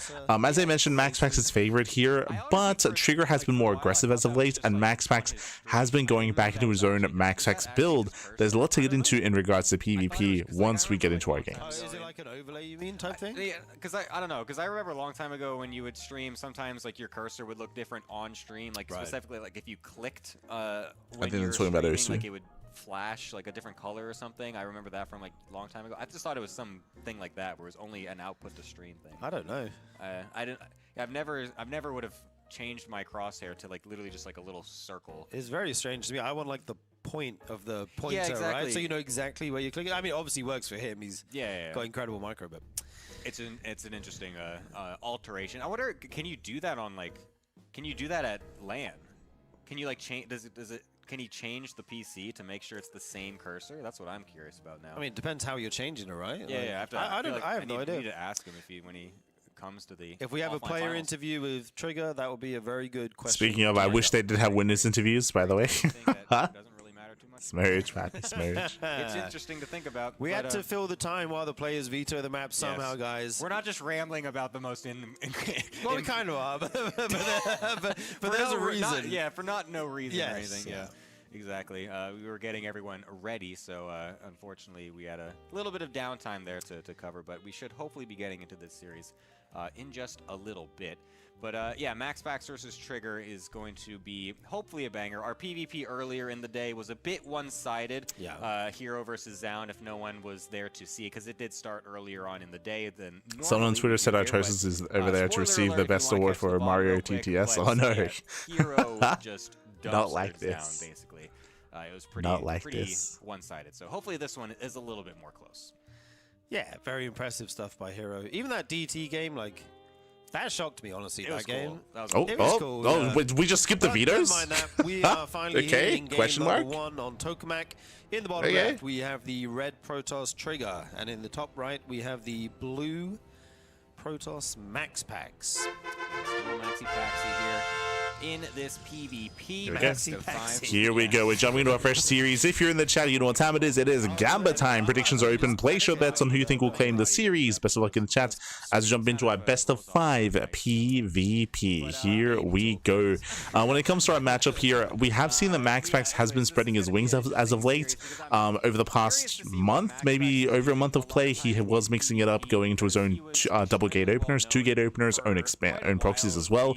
But in the past week of play, MaxPax has been going back to basics and been going back to gate into Cybergore, into Stargate, into expansion. He's been going back to his tried and true with mixed results. Low ground natural. So I'm curious to see how much he still does try to go for that in this newer patch, because it has fallen out of favor overall. The battery nerfs and whatnot have made it a little bit more difficult to defend proxy robos and other aggressive options. And for now, it does look like he's going to be sticking to that 1 gate expand for now. So we'll see how well he is able to still do that. Yeah, so it sounds like Gemini hasn't been watching MaxPax as of late, because to answer his question, the answer is yes. He has recently been going back to going to those gates, Cyber, into Stargate, into expansions. Gemini was posing the question whether he still does it. The answer is yes, and we're seeing it here, of course. Tries to take a natural and Trigger tries to break it. That could be the way this goes. We have a Zealot first from MaxPax, hello. and we have a pylon. We're setting up for the proxy for the 1 base all in. Let's go. Trigger, he's going to commit. He made the pylon on one side, and then he sent the probe around to make the buildings on the keep it other safe. side of the mineral patches here. Yeah, I love that, actually. It's kind Very of compact, right? Yeah, it's just a cute little way to like make it harder for the pylon to actually the get Zealot. killed off if there's like a Zealot going across or something like that. So it keeps. So thankfully Gemini is aware, but yes, as Gemini is mentioning here, the rationale for going for the pylon behind the mineral line is that if a Zealot finds a proxy, it won't be close enough to attack the pylon itself, so the pylon is safer. Like I was saying before, it likes to highlight his micro, and so this type of a build will definitely allow him to do that a little bit more, as MaxPax will just be doing his Stargate into Nexus as quickly as possible, but then still getting that scout off. Always so nicely diligent done with these probe scouts to try and see absolutely everything, and we'll see if that Zealot can actually make a connection onto any of the units. Oh my god, he sees the pylon here as well. That's he finds huge it. Spot there. MaxPax sees everything. And then once he could, okay, the probe will get away, but this pylon is going down for sure. Oof. Actually, 3 stalkers being made here at a backup time. pylon on the Trigger. way. He's already got adepts moving across the map.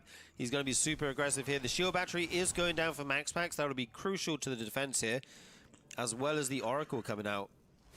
The Oracle is definitely might be a little bit of a head scratcher if you're not so used to the PvP situation, but because normally you would think like, oh, he's getting attacked, he must get a Void Ray out defensively, surely to be able to defend against this. But MaxPax is so good at these defenses that he's able to sneak this Oracle out anyways, sometimes using it for stasis and then also sending it back across the map to get probe damage to confirm that the other player is going to be totally all in.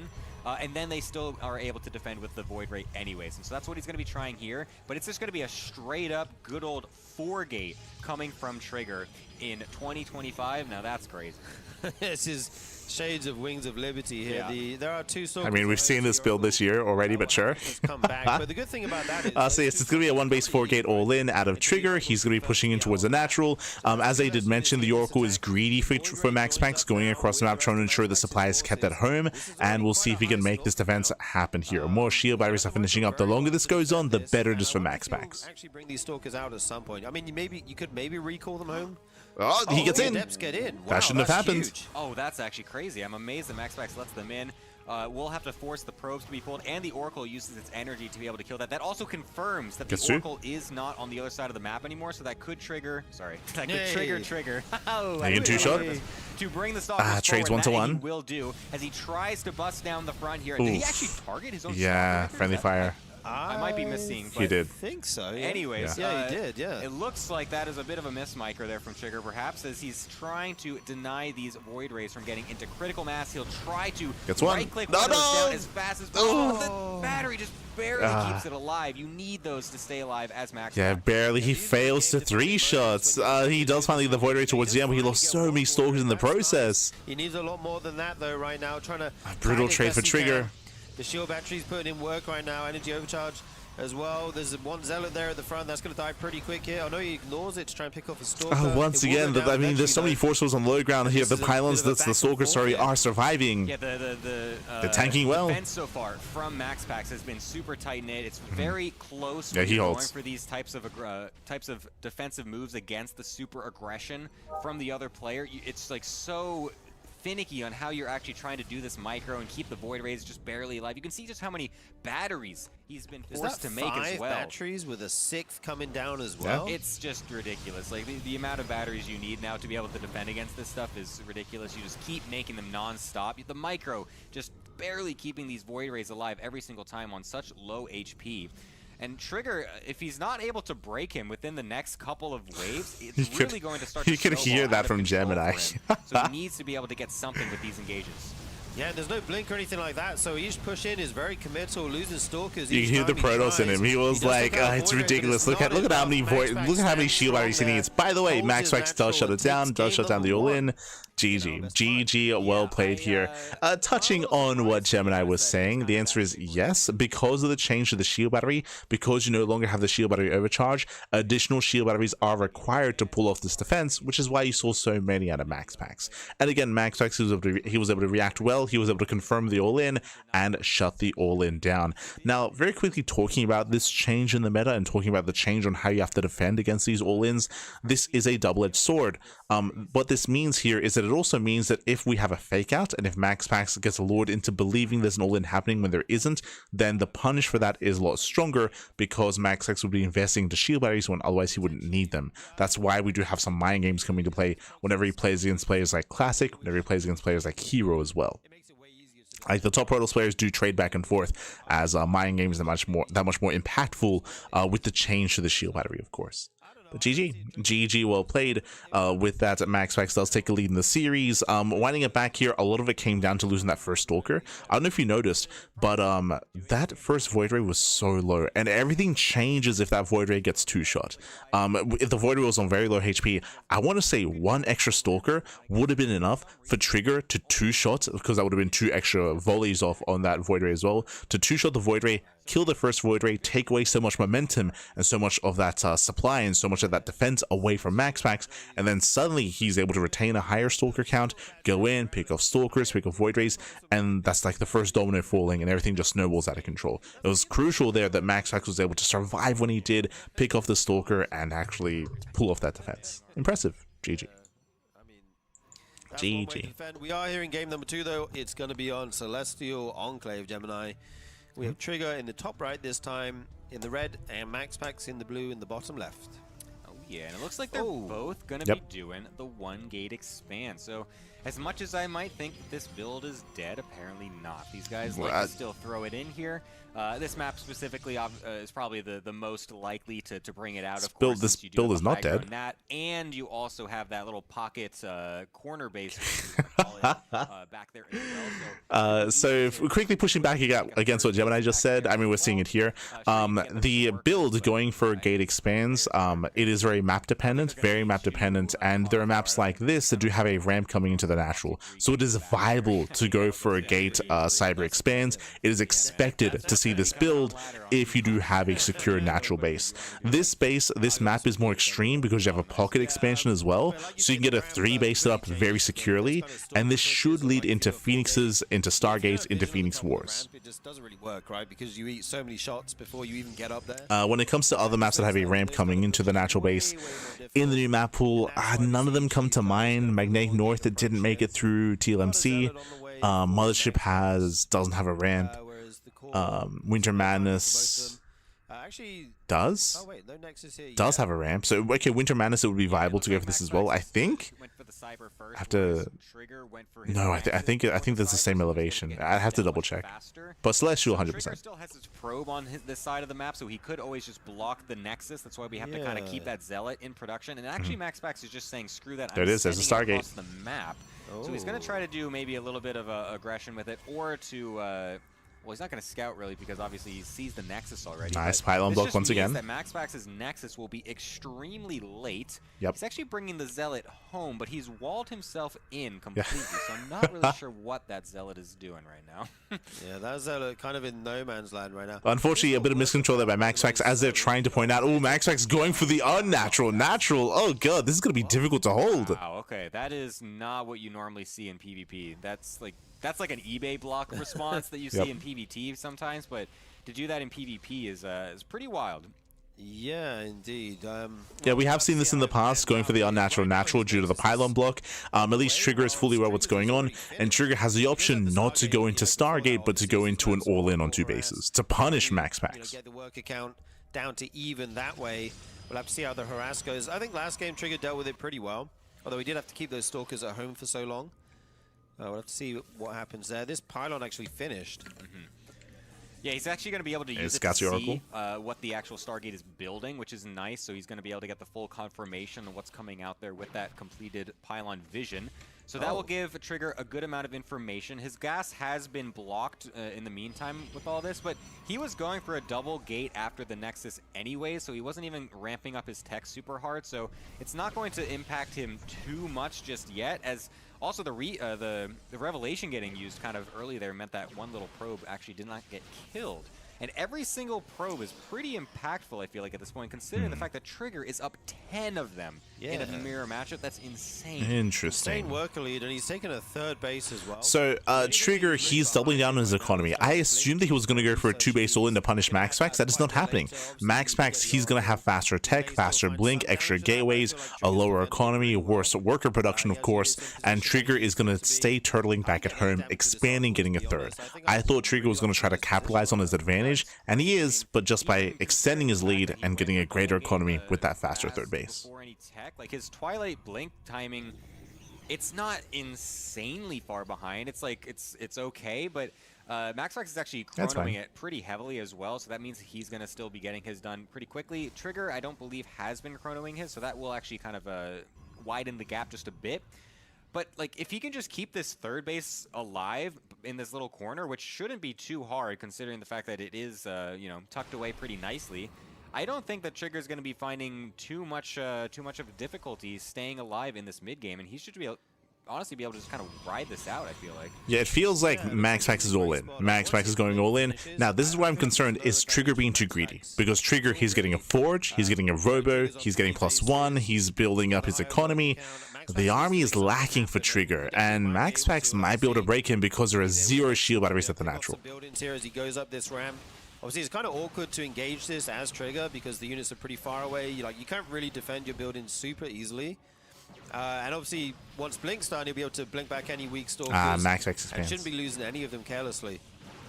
Yeah, so we're going to be trying to do this. I like that he's using the Revelation to try and keep high ground vision so he can chip away at some of these buildings, but this is not damage that's happening. Like, Trigger doesn't really care that he might lose a gateway. Like, that's honestly just going to make his micro a little bit easier because now he doesn't have this, you know, block here to denying his stalkers from getting in range. So this is honestly not the biggest deal. Blink has now finished. He bought enough time for that. I don't even know, does MaxPax realize that that base is over in the corner either? I feel like it's kind of worth it to maybe blink a couple stalkers. He does see that. So yeah, even Trigger's looking at this, being like, why aren't you like trying to pressure there's this? an opening. 4 okay. stalkers over there at the same time could have been good to pick off some probes and whatnot. MaxPax just going to keep going down the front. Yeah, the Mauls are coming out now. They do so Maul's much taking a lot of damage. Stalkers that these trades are going to go really in Trigger's favor. Yeah, she already does that in time. Trigger, he holds. The advantage of having Blink while his opponent doesn't anymore. And from here, Trigger, he should just be getting further ahead. He gets away with this 3rd base, his economy is untouched, and now he can focus on purely warpins and purely army production, and soon Trigger will break out. He does bait out the first stasis trap, but there's a second stasis trap which just now runs out. Okay, sure. All right, let's see how much more he can get done here. MaxPax is still not really finding too much damage just yet. What he is doing, though, is containing Trigger on this position at least, so he's not able to easily take a 4th base. So MaxPax has been able to get his 3rd base up pretty okay and start to transition a little bit more. So that is still something that maybe he can find some advantage from eventually if he just makes sure he doesn't die, but Trigger overall, I feel like still should be feeling pretty decent because he can just take a 4th base at this point. He's gonna have, oh wow, okay, never mind. That's just gonna get blanked on and just immediately it's a kill, not a cancel. Excellent moment there from MaxPax to abuse that weakness, but yeah, it's gonna have to be a really long, drawn-out game if MaxPax wants to bring this one fully back to his favor.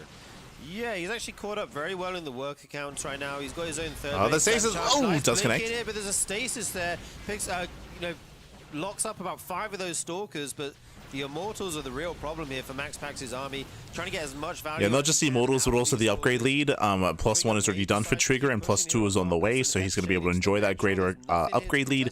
Meanwhile, at the same time, Adepts, they will shade in, and they will get some probe kills. It's actually unfortunate because the warp-in was just before these shaded on in, so they were not able to react in time. So forced to use some of the probes, eventually get a couple Stalker warp-ins in to be able to deal with them. But here comes Trigger. But the problem now for MaxPax is that this army from Trigger is so huge. Yes, he caught up on the workers, snipe. but that's also because Trigger Cybercore goes down, no more warp-ins, no more Stalkers. And this army and Trigger, he has almost double the Stalker count. Crazy with the Prism! Oh my god. As he kills off the Prism, that's a good first start, but the Mortal also now getting focused down will make this a little bit easier, but there's still so many Blink Stalkers from Trigger. Yeah, and with the core going down, he can make nothing. You know, he can't make any more Stalkers, right? So he's just going to be... Nice bait. Okay, very, very nice micro here by Trigger. He's looking to That's end the this game Trigger. right now. Jumps on the Stalkers. Loads of them going down for MaxPax. Trigger taking a huge supply advantage in the army sizes. And again, the one thing keeping MaxPax alive here is that he's thankfully sniped the Prism, right? Without the Prism, without reinforcements, MaxPax, he has a chance to survive it and a chance to hold on up until the Prism reinforces, assuming that it's on the way. Blink everything else right on top. And now at this point, I feel nice like concave. You can see so many Stalkers with Trigger not actually adding any damage. Almost nothing. The Once again, baits out the stasis. Well for Trigger, making it even better for him. And MaxPax is clinging onto nothing right now. He's just got a couple Zealots and Stalkers trying to defend. Trigger is going to even up the series. What a clean game by Trigger. That was super impressive.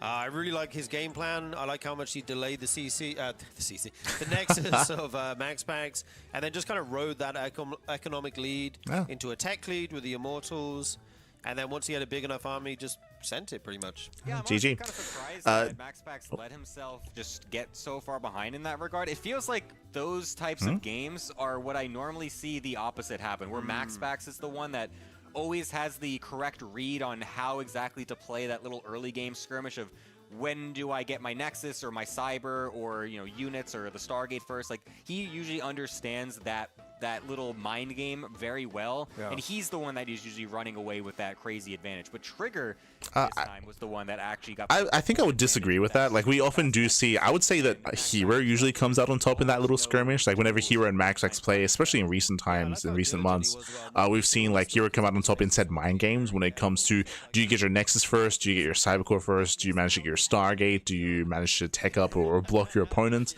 So I don't know if I would necessarily put as much blame on MaxPax in that kind of situation. It was just a really rough start. Winding it back, MaxPax, he was basically playing from behind for the entire game. Like, it was pretty straightforward once the openers kind of sunk in, where MaxPax, he had a heavily delayed natural base and he never really recovered. Towards the end of the game, you saw that MaxPax, he had a worker lead, but that was at the very end, and the workers didn't actually pay for themselves at that point. They didn't really kick in time because of the earlier lead and the longer lead that Trigger had throughout the course of the majority of that game, getting up to his own 3-base setup. And as they were emphasizing themselves, even, they pointed out, like, hey, once Trigger got on 3 bases, yes, MaxPax was applying pressure, but all he killed was a gateway, right? Like, he wasn't really doing any economic damage. He wasn't really slowing down Trigger. But that's also partly because of the map. On this map, on Celestial Enclave, it is very easy to maintain your 3-base economy or 2.5-base economy because of that pocket expansion, right? It is so difficult to really apply pressure and abuse that base. It is very, very difficult, and because of that, it was the correct call for Trigger to just get further ahead economically instead of going for a 2-base all-in. So GG well played. Again, just a really awkward start for MaxPax, and again, a very unique situation because of the map itself, because of how Celestial Enclave plays out. GG well played. With that, we're tied up 1-1, and we're going to be going on a break. Here, and when we come back, we're going to have game number 3 to determine who will take a lead between these two players. See you soon.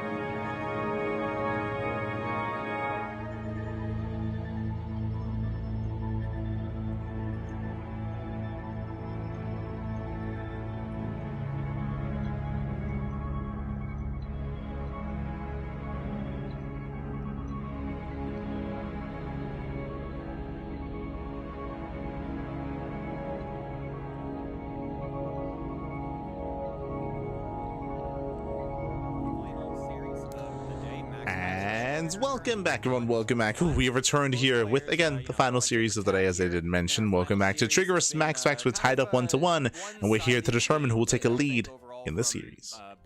Both wins. MaxPax able to defend a 4-gate in the first game, and the second one, Trigger just going absolutely buck wild with a super fast Nexus and just having absolutely nothing hurt him basically the whole time. Yeah, pretty one-sided, as you said. The proxy being found in game 1. Yeah, as I'm mentioning, so far the series hasn't really told us anything. Like, the series has been pretty straightforward so far. Game 1, all-in gets scouted, all-in gets shut down. Game 2, player takes an economic lead, maintains the economic lead. Like, that's kind of been the tale of game 1 and game 2 so far. It's been pretty straightforward, pretty one note.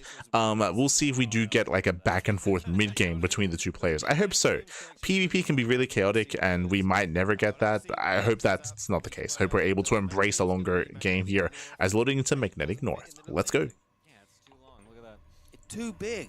Make your names shorter, map makers. Come on. Yeah. You need to be able to read them.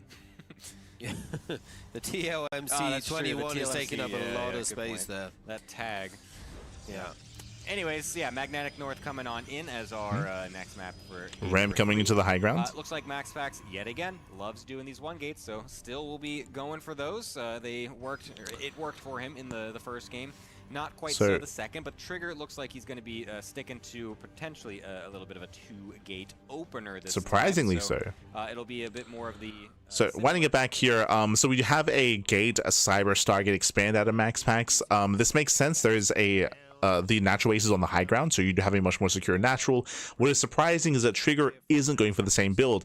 And look at Trigger's camera, he's going for the proxy. He's going for the proxy on the left-hand side of the map, on the other side of the mineral patches, so it looks like Trigger's going for a 1-base all-in. Now, I'm not opposed to Trigger going for a 1-base all-in against MaxPax. What I am opposed by is Trigger going for a 1-base all-in, specifically on a map where there is a ramp up into the natural, specifically on a map where it is safer to go for a greedy build. So this is a bold move out of Trigger. The map is going to be working against Trigger. The map is going to be helping MaxPax, and we'll see if Trigger can pull this off. Or I could just proxy edge. That's also what you could do. Yes, it's true. Yeah. No, yeah, I had this as well, where I was playing against a Terran, and I dissuaded their SCV from getting in, and then I was like, nice, okay, I get to hide my tech, and then 10 seconds later, the SCV was in my main base. I was like, what the? Where did you come from? I was like, oh, crap. Proxy yeah, River. path. I couldn't it changes the game a lot, actually. Again, as you mentioned, so 1-base all-in out of Trigger. MaxPax keep probe scouts. MaxPax does confirm that a pylon is missing. True. He knows. Yes, double adept with a proxied robo from Trigger as a means to try and break MaxPax's 1-gate expand. So double adept is definitely something. Actually, is that... Wait, did the first 2 adepts finish? Okay, no, they didn't. Eye scouts, he confirms. But look at this. Scouted yet again. Max is MaxPax so fast every time as well. Yeah, that's what I'm saying, dude. He always finds it. No matter what you try, no matter where you put it, he's always going to find this thing. He always just sends his probe all over the place. Sometimes he sends a second probe even if he really wants to make sure. But yeah, he's going to know exactly what's going on. The probe at the front does die. And again, as we mentioned, this map is going to be favoring the defending player as well. So there's a lot working against Trigger here. Yeah, I think this is still going to be all in MaxPax's court to defend with some Void Rays against the attack. Yeah, I don't know where those adepts are going. They kind of took the wrong. Yeah, this time I believe MaxPax does go Void Ray first, not Oracle, so it's going to be an earlier, a faster, a stronger defense here from MaxPax. Shield batteries are on the way, getting 3 already, 1 in the main. This game, and already 4 shield batteries in production, Jesus. You cannot screw around when you're going against this type of build, man. You need the battery protection. And this time we have the Prism coming up into the main base to try and drop off the Adepts Jesus, first. 3 batteries at the natural. Knows that this is a potential from Trigger, so he has got his units in position. And the Void Ray also to meet the Prism he gets before it gets out of vision. And that means it is going to get killed off instantaneously. That's game. Taking a massive that's the Prism and 2 Stalkers going down. Already the first 3.5 minutes of the game. Dude, even having a shield battery there to not lose a single unit, what a perfect defense from MaxPax so far. I mean, losing that War Prism completely takes the wind out of the sails of your push, right? You have to remake I mean, again, as we mentioned, because of the high ground, it makes that natural base even more impenetrable. It makes it easier to defend. And we saw that, despite that, of course, MaxPax got 3 shield batteries at the natural when Void Ray first, taking it very seriously.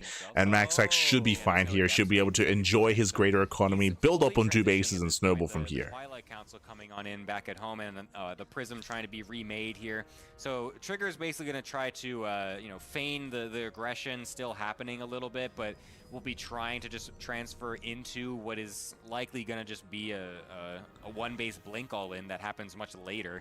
But I mean, MaxPax already realizes what kind of a position he's in. He's reprobing. No shot we go Dark Shrine, right? It's got to be Blink. As long as this Prism doesn't just get insane damage.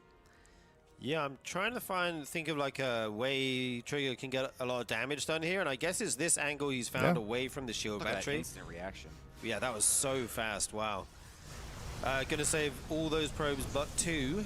Or maybe, gets 3. Okay, he does get a third one. There's Okay, something. gets This 4. one goes down to the natural. Oh, yeah. Get a 4th. Okay, that's nice. Nice damage. MaxPax's still 9 ahead though, so I don't think he's too worried about that right now. As long as he doesn't get like broken, you know, have his door kicked in, I think he's gonna be okay here. Yeah, honestly, more damage than I was expecting with that fast probe pull, but I mean, yeah, like you said, like this is not going to be tipping the scales in his favor by any means. He's going to need much more than that. He does have the Observer constantly on the Void Rays, so he knows exactly where they're going to be positioned. But still, you have to still wait for this Blink to actually finish. This gives so much time for MaxPax to ramp everything up. The Blink is still barely even like halfway done at this point. He was supply blocked as well as Trigger. Oh, this is just a brutal game to watch ever since that Prism got sniped immediately. Yeah, that's really set him back here. He does have a really large Stalker count, and we know Trigger's micro is, you know, immaculate. He could make something happen, but I think it's going to be really tough. Like, can you ever break that natural? Like, maybe you can kill the buildings, but I don't think you're going to get through there. Like, there's shield batteries there and everything. I think the only way you do it is through the main, but then there's those 3 Void Rays that might just snipe your Warp Prism, like, instantly. Obviously, you have the Observer to give vision, so you could blink on top of them. It's going to be a bit of a micro battle there. I think that's the only way that he's going to get in, and we're going to see him try to achieve that as the Blink finishes. This is actually an insane amount of Stalkers. That's more than I was expecting. 17 versus the 6 of MaxPax. He does have 4 Void Rays and Immortal. I mean, as they're mentioning, there's still 4 Void Rays though. I mean, try and get a final in. There's just so much from MaxPax. He activates. One Void Ray does Prismatic go down for alignment. something, but he Oh needs my way god. more than that. The Prism as Yeah, well. he holds fine. He's perfectly fine. GG. That is going to be GG. MaxPax takes game number 2. What a kind of flawless defense, honestly. Yeah, I mean, that was just literally textbook from MaxPax. GG. GG, well played. Weighing it back again, MaxPax, he was able to confirm the all-in that Trigger was going for, able to completely shut it down.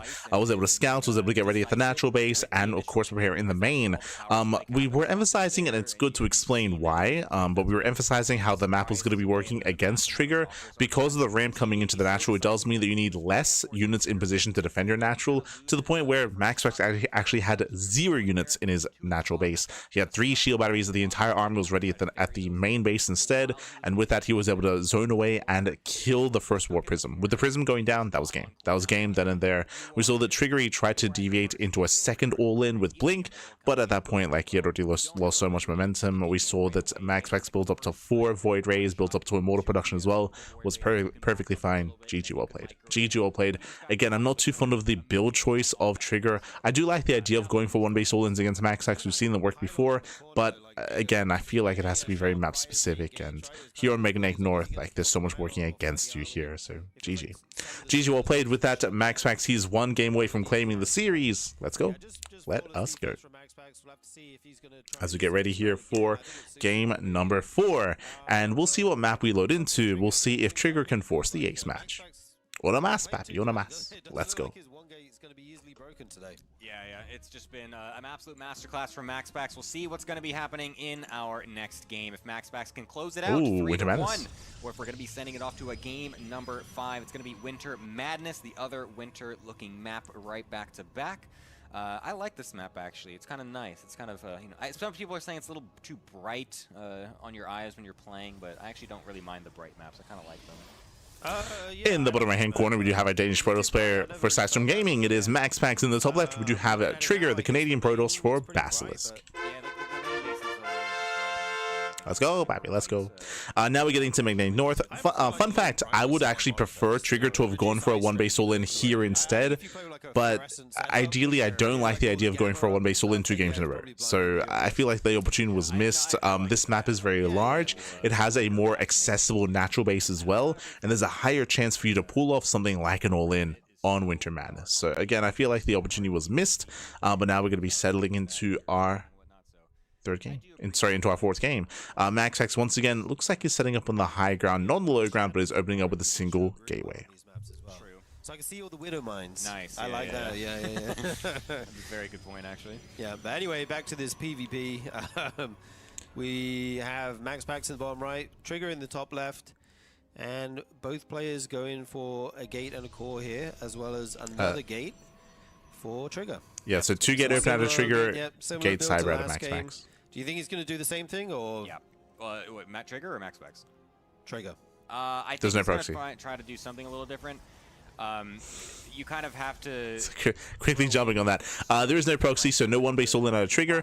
Trigger, he's going to go for a very different kind of build. MaxPax is going for more of the same, and our eyes are mainly on Trigger here to see how he deviates and what he brings to the table. Because if you just try to do the same thing that doesn't work one time, it's not going to work again. Like, you're going to be so prepared for it as the one-gate expanding player, so especially if someone as good at it as MaxPax is. So it gets really difficult to Stargate try to break opener. them, and it looks like Trigger will be switching it up this time with an in-base He could open Stargate Phoenix to try and tip the tide in his favor. So we'll see what exactly he wants to do with that. Yeah, MaxPax does have his own Stargate. So, because MaxPax is so predictable as a player, Trigger knows that there's a Stargate, he knows it's going to be an Oracle first, which means Trigger could try to hard counter with a Phoenix. Meanwhile, MaxPax is lacking that information. If he was aware, he could open up Phoenix himself. He's going to have the... So there's a lot of potential here from the side of Trigger. I actually, I think what you want to be doing there as Trigger is canceling that shade if you see the Adept, because what you want to try and deny this scout. You can't let them know that you're expanding as the 2-gate player, because that just alleviates so much pressure from the 1-gater. They have no reason to suspect anything happening. They're just free to probe up. They can cut batteries here and there if they want to. It looks like MaxPax is just going to be getting the battery to block the Adepts from getting in the main base, and also one in the main, because he knows, or at least he's sniffing out the Stargate, seeing that it was a double Adept opener. Most likely is going to be Stargate, so I think he's just sniffing that out as well. Yeah, both players are going to be going into Phoenixes here. Do you think there's a chance we may go into Mass Phoenix here? Yes. Or, yeah, I mean, at some point you can transition out into Blink Stalkers, right? Once you get like a third base, maybe? Oh, that doesn't get into the Oracle. If you're actually committed into Phoenix versus Phoenix, you cannot switch out. Ever. Like you are stun locked. You're trapped. Yes, you are completely locked in. MaxPax not expecting. I agree with what Gemini is saying. I mean, what he's saying is correct. Like, if you commit into Phoenix Wars, you have to commit into Phoenix Wars, and you cannot stop making Phoenixes. There is a window in time where we could see a player try to switch into Blink Stalker. It's not easy, but we could see that, and the Adept does confirm no more Phoenix production. He sees. So yeah, this is actually not too bad for Trigger. All things looking pretty good here. He's got 3 Phoenix over the 2 of MaxPax. So if they do lock into that Phoenix War, which it looks like, based off the extra Stargate from Trigger, it might be, but no, actually. There's that Blink transition, man. As we mentioned, there's only one Stargate for Trigger, and he did stop Phoenix production. The problem here is that MaxPax knows. Remember, he saw the lack of Phoenix production. Like, he knows that there should be a Twilight Council on the way. Like, you're just kind of stuck there, but Trigger wants to get away before it gets too out of control. I hear you, brother. And this Oracle is going to get 4 nice probes. damage. Very nice harass there by MaxPax. I'm surprised he got any use out of that Oracle, to be honest. Like, when there's Phoenixes out for both sides, it feels like it can be difficult for the Oracles to do anything. I'm pretty sure he'd be happy to cash that out for 4 workers at this point. Double Adept going to try to run its way into the NAT as well to get some return damage, but wow, met with incredible resistance. The battery, unfortunately, Trigger didn't quite queue up the attack perfectly, so it actually healed the probe, and then the Phoenix there to lift them up, so nothing to be done there. I think MaxPax is also already reading into this and knowing that it's not actually a Phoenix commitment. Never mind, I say that and he starts with the second Phoenix. No, he knows it's not a Phoenix commitment. That's why he's getting Robo in another gateway. So I'm sorry with you. Gemini's initial analysis was correct. Like, he knows. You could never be wrong. On this one, I'm so sorry. Ignore my attempts to be smart, I guess. No, Gemini, he knows. Trigger is going to try to bust down the front door with these Blink Stalkers and the couple Phoenix that he has, but I don't think Blink is finished just yet, so he gets will 2 more have to be a little Phoenixes. bit careful, doesn't get all these Stalkers. Immortal production should be underway here for MaxPax. Takes care of all the Phoenixes, going for the mass lift. For MaxPax, and sure, they're not normally units that are meant to fight, but if you can pair it up with enough on the ground, it becomes very overwhelming very quickly. Yeah, if you get to like the critical massive barely picks up 2 more. Win the fight. But right now, Trigger, he's basically all in. Like, Trigger's trying to end the game here and now, pre-blink, even getting a proxy in the face of MaxPax. But once the immortal count builds up, then MaxPax should hold. MaxPax takes a great fight there. He reduces the Phoenix count by a lot and picks off some Stalkers. And yeah, right now he's just defending. And he obviously knows he's transitioning out of Phoenixes now, so he's going into Immortals on his end. Yeah, Trigger now is going to be finishing up Blink right now, so that means it's allowing him to potentially get some more damage. He's going to try and poke forward a little bit and bait these Has to be Phoenixes so out careful on with his other Blink. units to try and see what he can do. But Cannot mostly get it looks like baited. he's going to be trying to contain MaxPax as he realizes his opportunity there for like a really quick like bust down the natural move is basically over. It didn't quite work, and then he was going to try to snowball it with the Blink, but now he kind of has to just contain the opponent and then just go into a third base and Macro up behind it. This is very weird to look at. You have Trigger push in MaxPax with a proxy gate while expanding behind this. It's like he's attacking and expanding at the same time. It's containing. Like it's breaking a rule of StarCraft. You know what I mean? Like, so the goal here with the proxy, initially Trigger was going all in, but the all in failed, and now it's just about containing the Protoss, MaxPax at least, for as long as he can. Will it get out of control? But the problem is these Immortals, they're going to do so well into the Stalkers. There's Oracle finds his way into the middle. He gets in. Oh, no! They're going to get... Okay, 3 more workers, but they're adding up now. The recall has to happen, and that takes the pressure off MaxPax. Yeah, that's the big win right there. Sure, he only gets a couple pros, but now he knows the army is back at Trigger's base. He's free to move down the ramp, kill off his proxy gateway, and all that pressure is gone, and he's able to take a third base of his own.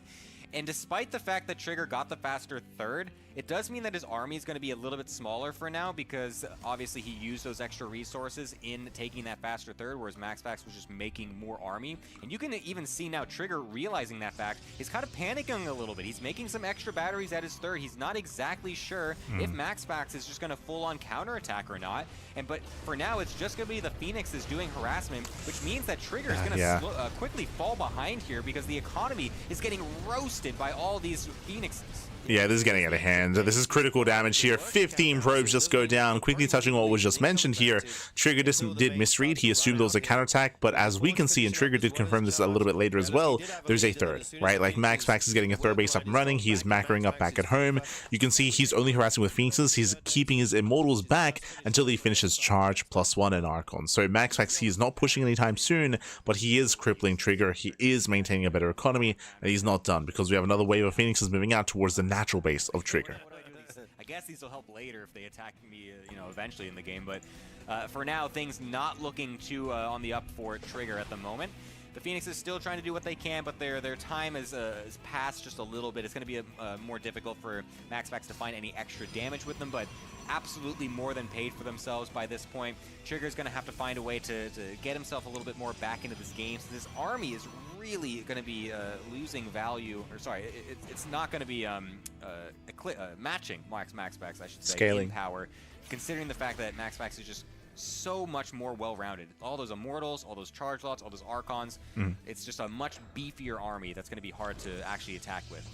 Yeah, as they're getting into MaxPax, he has a much higher tech and higher tier army going into Charge Lot, Archon, Immortal. Trigger is stuck on Pure Blink Stalker. Pure Blink Stalker can do well in the mid game, but it does fall off as the game goes on.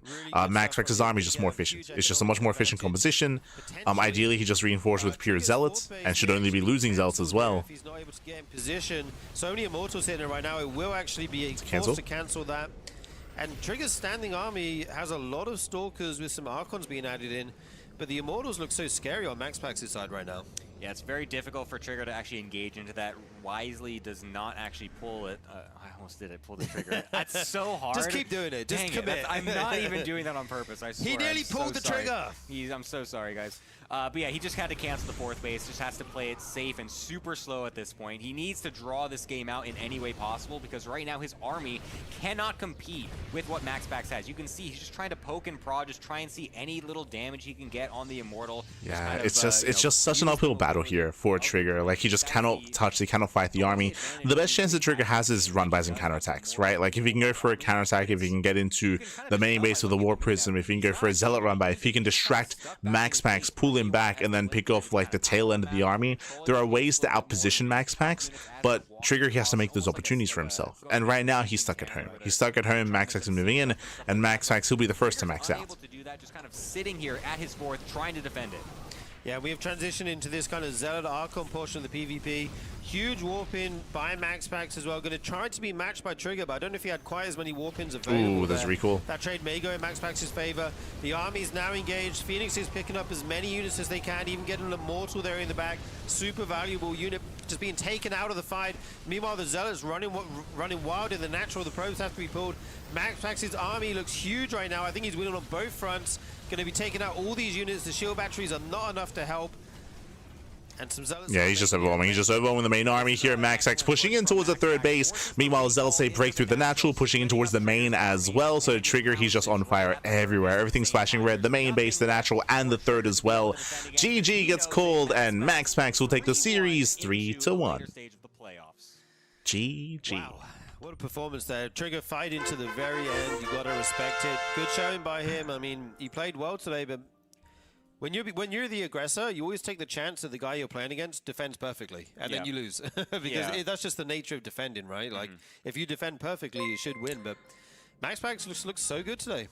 Yeah, this is the problem that happens in this kind of 1 gate versus 2 gate matchup usually, is that it kind of just boils down to, can you break them? Right. If the answer is no, you lose. Like, there's not much that you can really do in some of these scenarios, and you can see that Trigger was really trying every possible option that he had. He was really just throwing everything out there, the kitchen sink involved. And, you know, Stargate in the base, a proxy robo with Immortals, a proxy robo with Prism, you know, faster Nexus. It worked out one of the games, but you know, MaxPax is just so solid, it seems like. I would disagree with Gemini's analysis there. He was talking about how, like, against like the gate expand build of MaxPax, like, you have to be aggressive. That isn't the case. If you recall, that's how Trigger won game 2. He didn't out-aggress him. He out-greeted him, right? Like, Trigger, he was able to get a faster natural, a faster third base, and maintain a greater economy. Not saying that he could do that every game, but there are other ways to approach MaxPax. And this is where, like, I would say both Classic and Hero excel when it comes to mixing up their builds, mixing up their all-ins, mixing up their greed, mixing up their mind games. I would say that's maybe the biggest weakness here of Trigger this series, is there weren't any mind games. I'm a little bit surprised, but there was no proxy Stargate, there was no fake proxy pylon. Whenever he went for a proxy, he committed into an all-in, and there were some maps where that was quite questionable, and every time he did go for it, he was scouted, right? We saw it scouted on Tokamak, and we saw it scouted on Magnetic North as well, where both times we saw that MaxPax was able to scout, confirm, and shut down the proxies real fast and real quick, and we didn't really see any mind games from Trigger. I did really like game 2 and game 4. Game 2, of course, was when Trigger was able to outgreed him, and game 4, here we saw the Phoenix open out of Trigger. But winding it back, a big, I would say, deciding factor of game 4 was the Adept Scout. Referring to the moment when the Adept got into the main base and when we saw that MaxPax scouted that the Stargate wasn't making a Phoenix. That was the moment that MaxPax confirmed, oh, you're switching out of Mass Phoenix and you're switching out of Phoenix Wars into Blink instead. And you saw that as soon as he realized that, he threw down a Gateway, he threw down a Robo. So he started Immortal production, he started his ground-based composition as well. So it was a really crucial moment there for MaxPax to confirm what Trigger was up to. Outside of that moment, I really enjoyed what Trigger was doing there, as he was trying to fake out MaxPax going Phoenixes, switching into Blink. Like, it all made sense and it can work, but it got scouted is the issue there. It got scattered, and with that, MaxPax was able to react, respond, and shut it down. So really nice scouting there by MaxPax in game 4. I think game 4 was the most interesting game out of all the other games. All the others were very one note, because it was either proxy one base all in or just outgreed MaxPax and just snowball from there. So I'll say that game 1, 2, and 3 were a little bit lackluster and very straightforward. Game 4 was a little bit more complex, was a little bit more interesting, but with that, GG. GG, well played. Congratulations here to MaxPax. Meanwhile, of course, shout out to Archon Studios. They do sponsor the event, and you can see there they do have the Zeratul figure. If you want to hear more on the Archon Studios miniatures game, then do check out the podcast this week. We did discuss quite heavily the AMA that they had. We spoke about some of the trials and tribulations and some of the ambitions that Archon Studios has with their miniatures games, and some of the challenges that they're going to have to overcome, some of the hurdles that they have to get past and get through in regards to having a successful miniatures game, especially in a kind of environment where Warhammer 40k has the monopoly, where Blizzard is going to have to support it and going to have to promote it quite heavily, especially in an environment where there isn't as much kind of community love and as much of a bridge between the community community in Blizzard as there were in many, many years past. But again, we did kind of delve into that into more detail during the podcast this week. So I do recommend it. And again, personally, I'm looking forward to the miniatures game. They had a really in-depth AMA. Again, that was like a week ago, so I do recommend it. Otherwise, with that, GG well played. We do apologize for going live late. Once again, I do apologize. We didn't realize that they had rescheduled to begin their games earlier, like 2 hours earlier than originally scheduled. So I do apologize because that we missed out on most of Reynor vs. Classic. I do feel bad about that. I would have loved to have casted more of that. We were only able to catch the tail end of it, but I'm sure we did hear the rest of the games were quite solid as well, so I do recommend checking it out. When it comes to tomorrow's broadcast, bam, you can see our weekly schedule here. The numbers aren't correct, as we did mention. The days are starting earlier, but we should be live tomorrow and every day thereafter with the RSL starting 2 hours earlier than normal. So I do recommend it. Likewise, we potentially have the Wardy TV replay cast on Saturday as well. We're waiting to get the replays for that cast. And likewise, most likely we're going to be having a Pigstar Cup replay cast as well, as the internet went down halfway through Pigstar Cup, so we did not cast the semis or the grand finals. So yeah, we had a smooge day yesterday morning with Pigstar Cup, as we weren't able to cover all of it. Feels bad, man. When it comes to the RSL, the offline finals, bam, right around the corner on December 14th. There's going to be an offline qualifier as well, which we weren't expecting, but there's a last chance qualifier. It's going to be happening in South Korea. A lot of us do assume that is why Reynor is in Korea, to compete in the last chance qualifier, to be able to be a part of RSL alongside, of course, all the other local Korean players as well. So yeah, it's going to be a 2-day event. One day is going to be the last chance qualifier. The other day is going to be the playoff bracket itself. So I look forward to the RSL. Again, that's going to be later on in December. Cool. Here we go. Here we go. I guess it's fun having some variety in players. Clem and Cyril missing from this tournament. I mean, Cyril's always missing from this tournament. I think Clem is the only one that that we typically expect to see here. We might even see, I think there were some people speculating that maybe Clem was traveling to Korea. If Clem was in Korea, then we might see Clem in the last chance qualifier as well. So we'll see. We'll see if Clem gets involved, but it is normal to not see Cyril in events. That's normal. Just catching up. Also, thank you so much. Thank you so much, Shuraj. Happy Shuraj. Thank you so much for subscribing for 5 months, with 2 months in a row. Thank you. Thank you so much. We do appreciate it. Just catching up in the chat. Catching up.